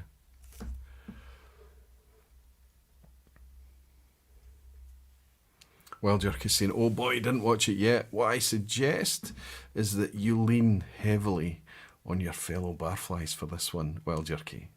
See how you can squeeze through. I'm not even going to dwell on this one too long. Kicked out of the park. I hoped that I would be able to send a wee banana skin your way with the emoji that we used for David last week, Sturck being obviously cattle, cow. But no, he was actually employed by Whisky magazine. In fact, his first job in the industry was at Whisky magazine. So B was what I was after. Daisy is in as well. I always stumble over your name, don't I, Daisy? Daisy. Arismus is in as well. 2 out of 2 for Jimmy Legg. Fantastic. Question 3. 2 weeks ago, Francis from Daft Mill gave a typically frank appraisal about a bottle of his, calling it not as good as the first one. Which of his own expressions was he referring to? Quite incredible. What a wonderful, wonderful vPub session that was. I know that there was lots of details and facts shared, but I think the biggest takeaway from that vPub was just to showcase how fantastic an individual a character Francis is. What was he referring to when he said it's not as good as the first one? Typical Francis anti-marketing. A, it was the Fife Whisky Festival release. B, it was his 2012 winter batch release.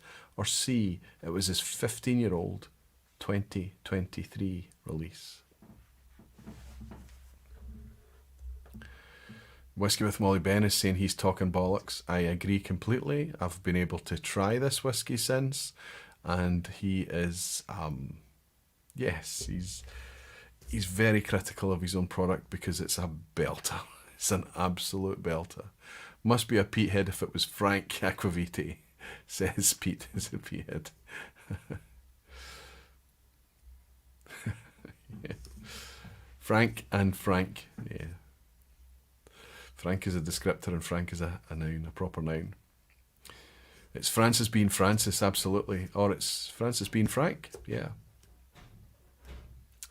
Whisky with Molly's claiming the point, saying 3 out of 3, and you're all absolutely right. It's a 15-year-old 2023 release. It was one of the ones that was shared, actually. Sevi brought along a 15-year-old 2023 release for Legfest and rinsed the bottle in about 10 minutes flat. Everybody, or hopefully everybody, get a chance to have a wee nip and discover that it is fantastic stuff. I didn't get a nip out of that bottle, but I did get a nip out of 1 or 2 others, and I'd love to get my hands on a bottle. Question 4. Rosebank has been operational since summertime this year. What is the only piece of original equipment in use from the original distillery, which closed in 1993? So Rosebank has been in production since summer, but what's the only piece of the original equipment existing from 30 years ago? Is it A, a boiler, B, the grist mill, or C, 3 shell and tube condensers? Jimmy Legg is saying me either, Aquaviti, so you didn't get to try a glass of it either, Jimmy. Well, maybe need to keep a wee nip and aside for you if I ever source a bottle myself.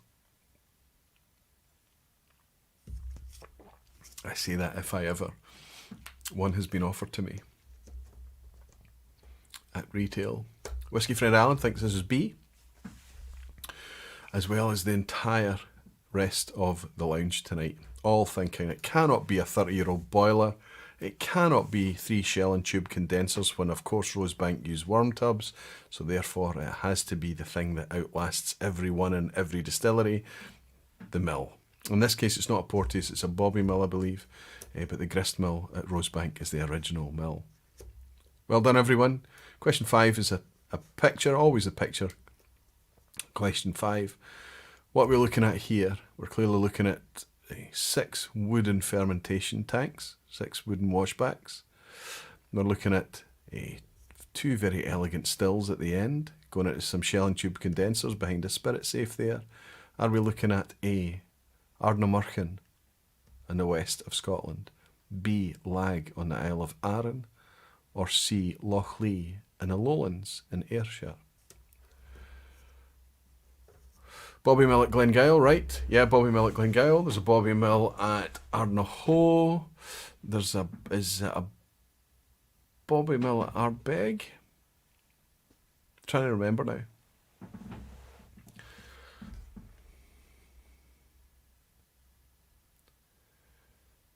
Everybody. Just, I'm going to need to make this. Gary Carew, good to see you in. Gary, got to meet you at Legfest as well. What a pleasure it was to shake your hand finally, buddy. It's good to have you in tonight.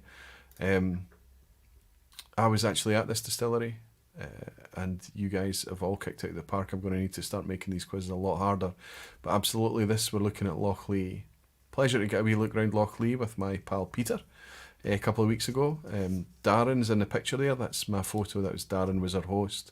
It was great to see it. It's great to see not only what they're doing today, but the potential, the space that they have, the ability they've got to really please themselves to do what they want to do is quite incredible. It's going to be interesting to see how that develops going forward. Lots of 5 out of 5s tonight. Good stuff. Everybody's staying strong at the halfway point. Now, an OSWA question in the mix. The nominations for the 2022, last year's, Best Scotch Whisky are as follows. So imagine I'm reading it out, and I'm talking about last year's. The nominations for the 2022 Best Scotch Whisky, so this is the final category at the end. Spot the correct 6. Annoch, Ardnamurchan, Bunnahabhain, Glen Scotia, Kilkerran and Leitchik. Or is 2022's Best Scotch Whisky Arran, Ardnamurchan, Bruichladdich, Glen Scotia, Longrow and Talisker? Or is it C, Benromach, Bunnahabhain, Laphroaig, Kilkerran, Port Charlotte and Springbank? I apologise for anybody listening as opposed to reading. It's going to make this much, much harder for you. Arguably this should be an ass hat as opposed to a banana skin. So it's going to be interesting to see how you go on with this. These are last year's nominations. There are a couple of giveaways in there that should help you whittle it down, whether or not you have the ability to remember or focus. I'm not sure. One more time. A is Annoch, Ardnamurchan, Bunnahabhain, Glen Scotia, Kilkerran and Leitchik. B is Arran, Ardnamurchan, Bruichladdich, Glen Scotia, Longrow and Talisker. Or is it C, Benromach, Bunnahabhain, Laphroaig, Kilkerran, Port Charlotte and Springbank?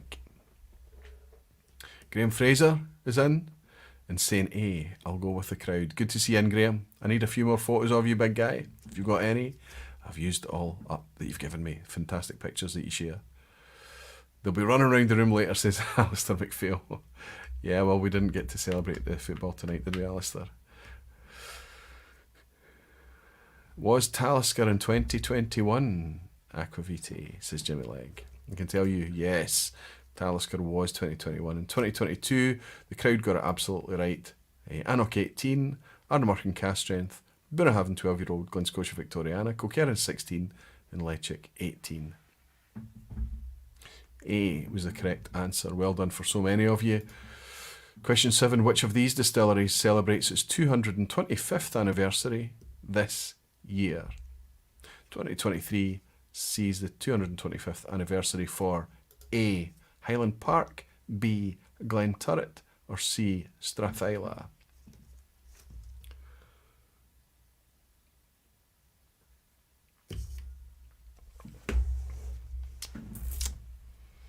Sugar Kitty saying, I'm so glad to see that Anok last year. Had to be that one.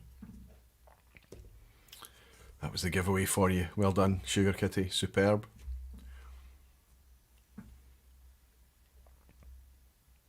I think we're getting some really strong scores tonight. Maybe I've pitched the quiz a wee bit easy.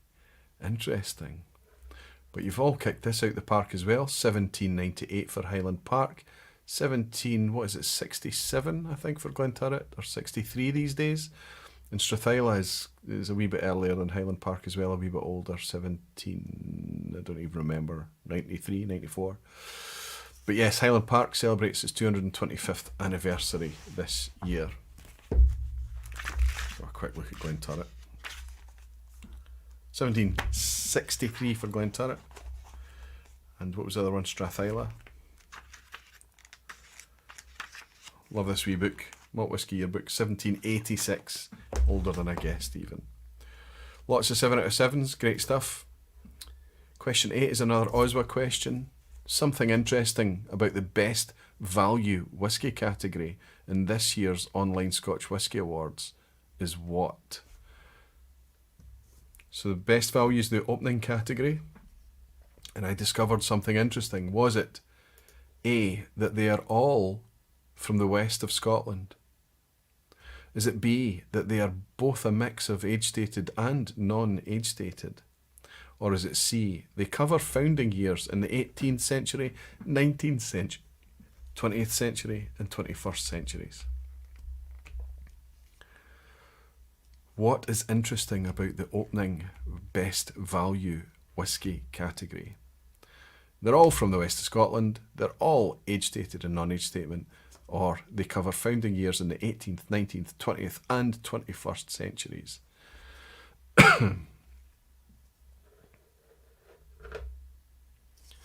Erwin Laranaga is in, saying, unfortunately I'm still working, so I missed the first 5, scored 2 out of 2 currently. Don't worry, Erwin, it's there for posterity, but buddy, you can go back and have a wee go.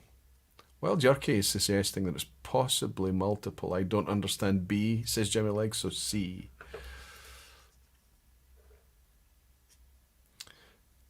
Well, Jerky's spot on, as well as a few others had had noticed that I'd put forward Kyle Taylor. Another one suggested that they were all correct. They are all west of Scotland distilleries. There is a mix of age-stated and non-age-stated, and they are all spread over founding years, distillery founding years of 18th, 19th, 20th and 21st centuries. So that's a freebie for you. You don't need a freebie. I'm imagining that you would need a freebie at this point in the night, but it means that there are loads and loads and loads and loads of you. I mean, I just don't even want to read it out because so many of you are on 8 out of 8.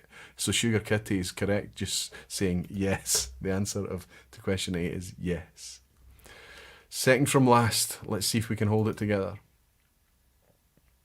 Literally, let's see if we can hold it together. Goldcock is what? Goldcock is A, an Indian blended whiskey brand. Goldcock is B, a distillery in the Czech Republic. Or C, Goldcock is a South African market-only sourced Scotch single malt whiskey. Look, Daniel Williams, I'm not reading it out. None of you, I'm not having any of it. It's not the mouth it comes out of, it's the mind it goes into. So tell me, is Goldcock an Indian blended whiskey? Is it a distillery in the Czech Republic?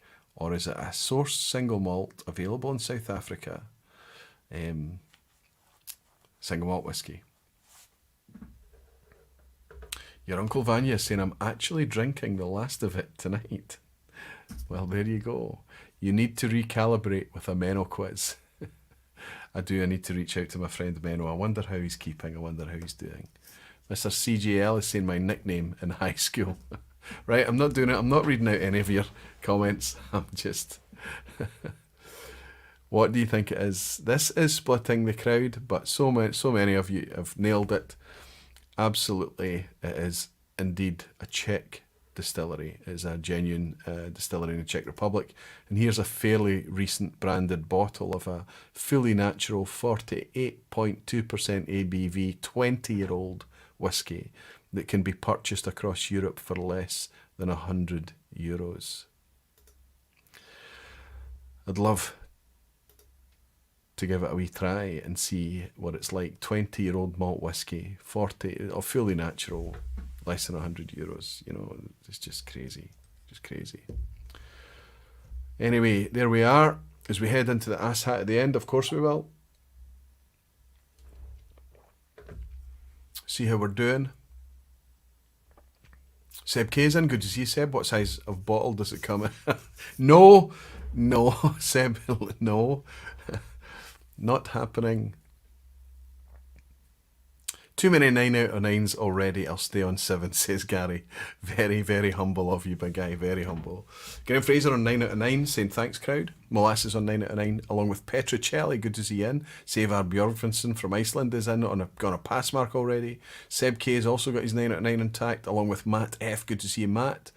Aris Moose is in with a 9 out of 9. Hell's Wind is on 9 out of 9. Mark Chapman just had a wee slip up somewhere on an 8, but Ian Whisky in that 9 out of 9 for the first time ever. Eek.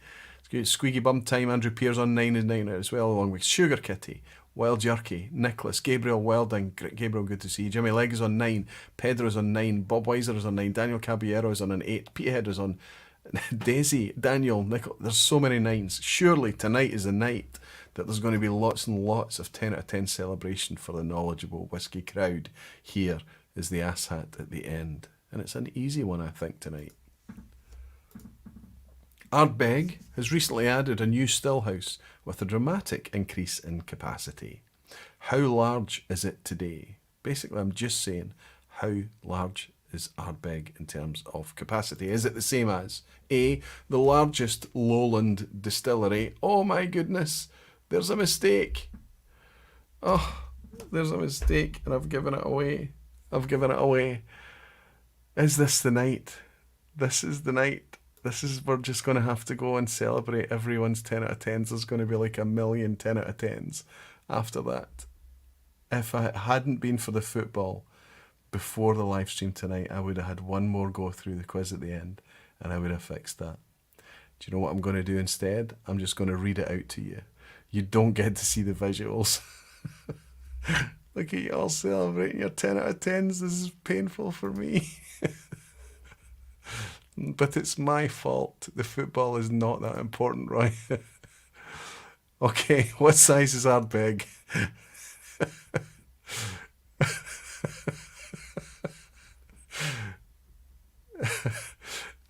Is it A, the same as the largest lowland distillery?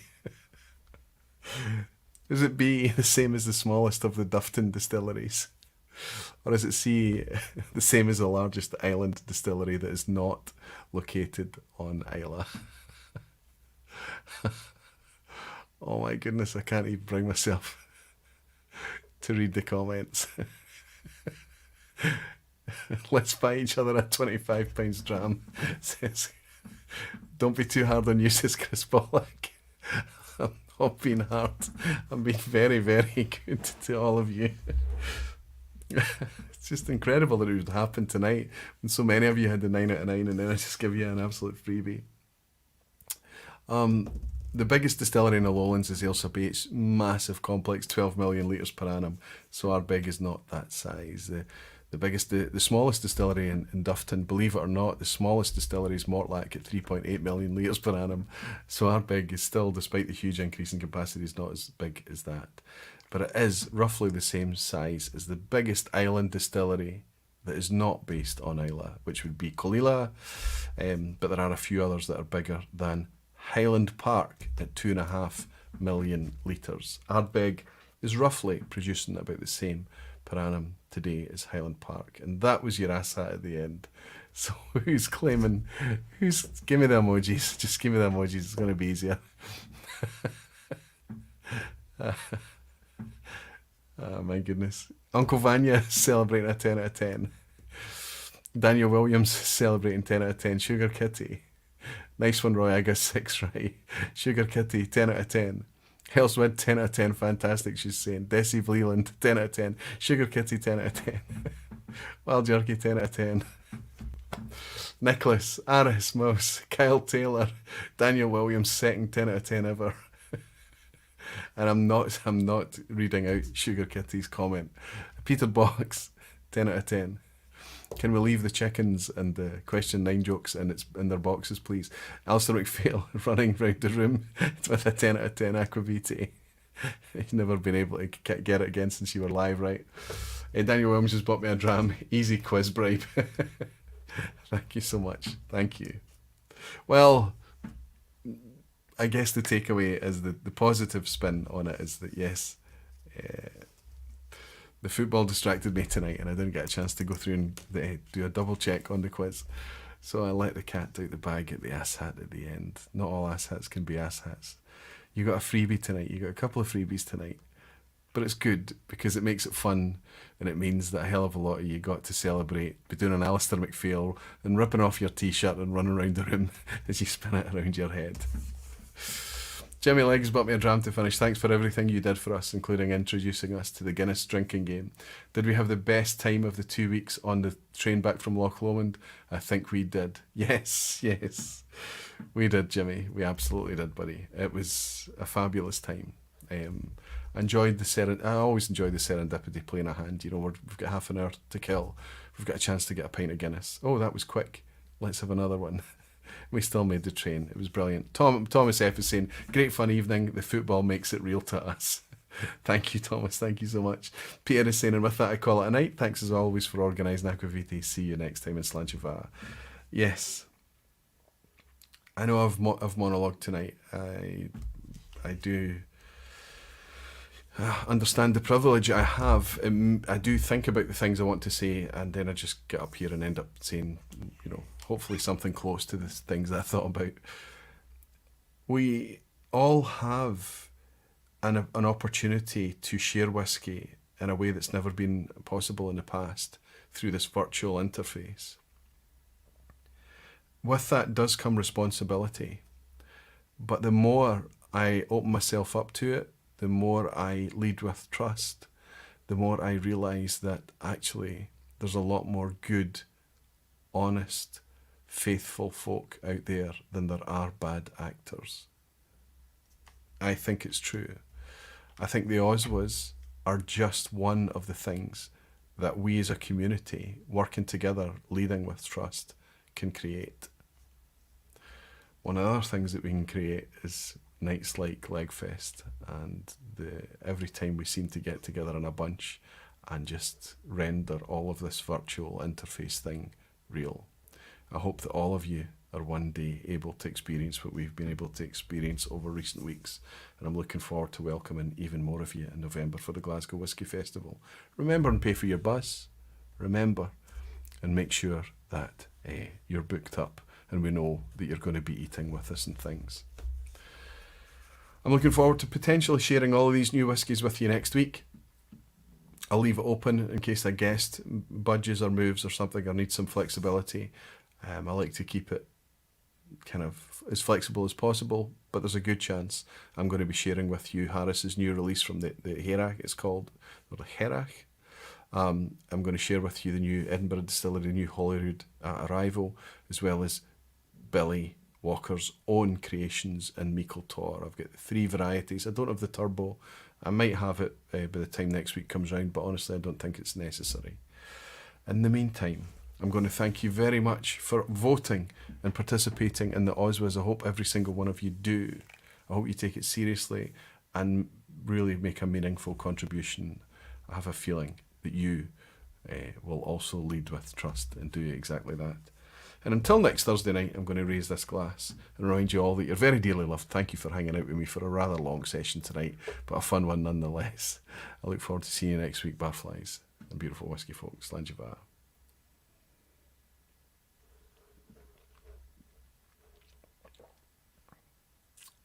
Terrific.